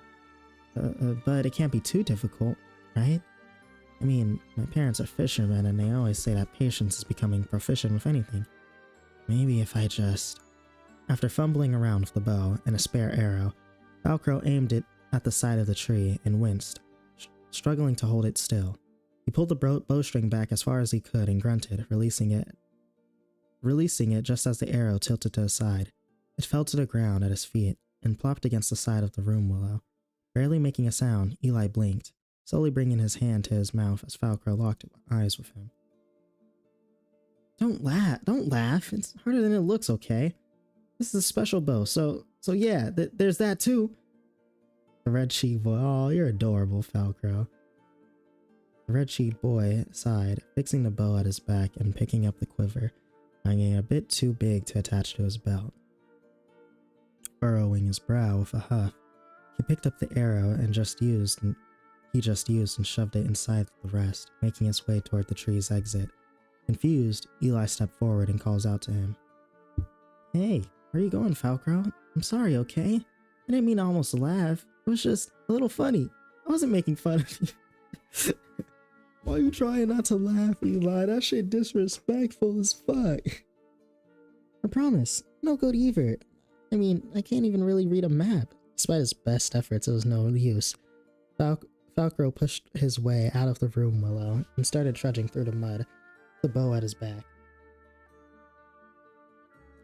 dragging the quiver in the dirt behind him. He left an obvious trail right from the tree to the main path, neglecting his earlier plan of going to ask for help. It seemed to Eli that he changed his approach and was now going straight past the wagon back to Toadback, despite wanting to go and help just moments before.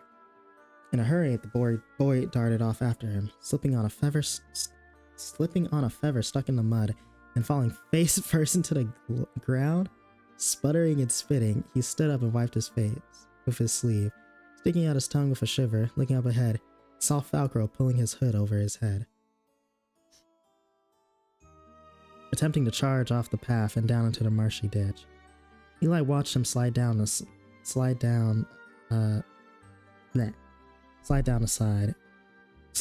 of the ravine with ease, prompting him to push himself back up and rush after his departing comrade. Hey, Falcro, where are you going? Hey! Eli gasped, pulling his feet out of the thick grime. Wait. Okay. Covering the ground all around him, the fog had become much thicker since they'd make it inside the room willow, and the air quality seemed to affect the mud, making it easier to fall into. It was like quicksand threatening to swallow him up if he wasn't careful. He looked around the path, frustrated and unable to match Falco's speed. Are you trying to laugh, Eli? That shit's disrespectful. That's when motherfucker stormed off because Eli was laughing, bro.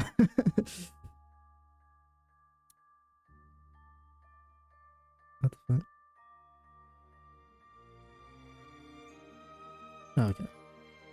Playing tag back home in Mostop, Eli knew he'd be able to know all the shortcuts and detours to get where he needed to be as soon as possible.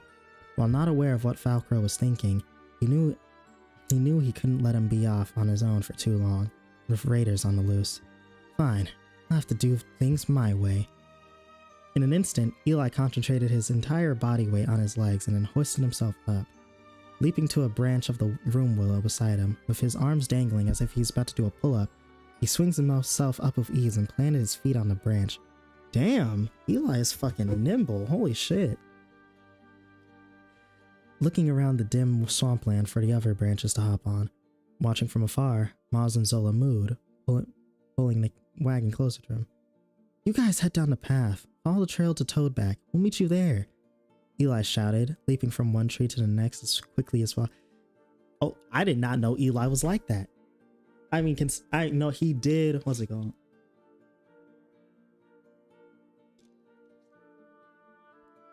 Yeah, fucking, I didn't know he was like Tarzan, but I mean, I guess he did end up choking Warwick, and Warwick is a known adventurer who's fucking muscular as shit, so yeah. Maz and Zola mooed, pulling the wagon closer to him. Oh wait. From one tree to the next as quickly as possible. As he peered down the ravine, Falcro just slid down. He snickered and challenged the oxen to a little game. Last one's there is a rotten egg, bitch ass nigga. He ain't say it. Eli ain't say that. He would never say that. The two bovines roared and kicked their feet. That worked? Pulling the wagon behind them through the thick marsh, giggling. That worked? Wow, that's funny. Giggling to himself, Eli turned back to the ditch and leapt down into the underbrush, using a chunk of bark like a surfboard to make traversing the layer of mud easier.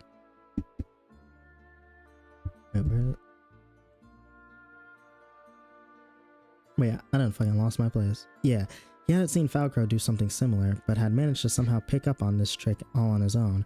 It was a testament to his knowledge of plants and just showed just how his natural instincts could adapt to any given environment. Warwick would often joke that he is more beast than boy, and Olyra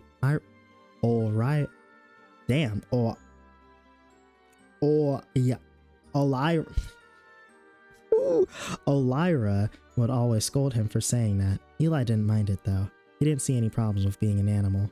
On God, you a dog ass nigga, Eli. That's right. Careful not to fall over.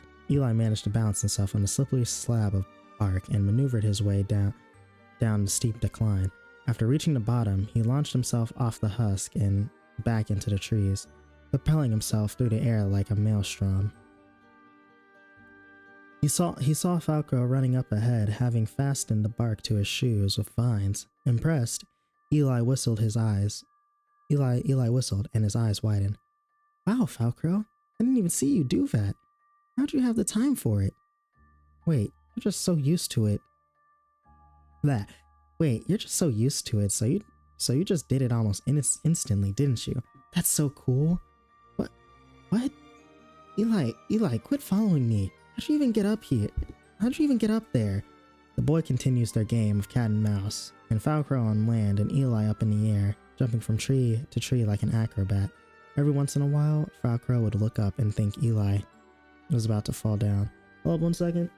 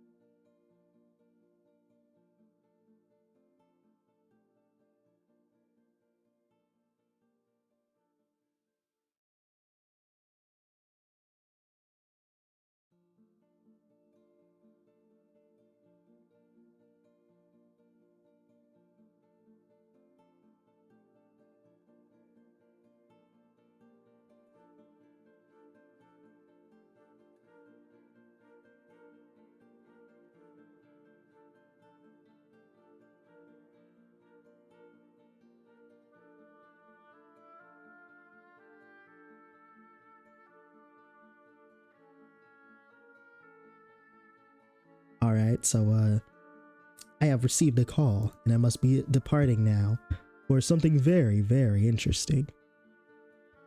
I'm gonna try and finish this tomorrow though. Finish reading this tomorrow.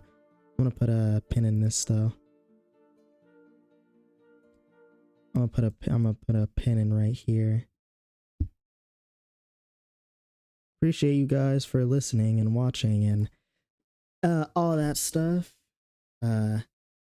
If I could see you in real life, I'd kill you with my bare hands.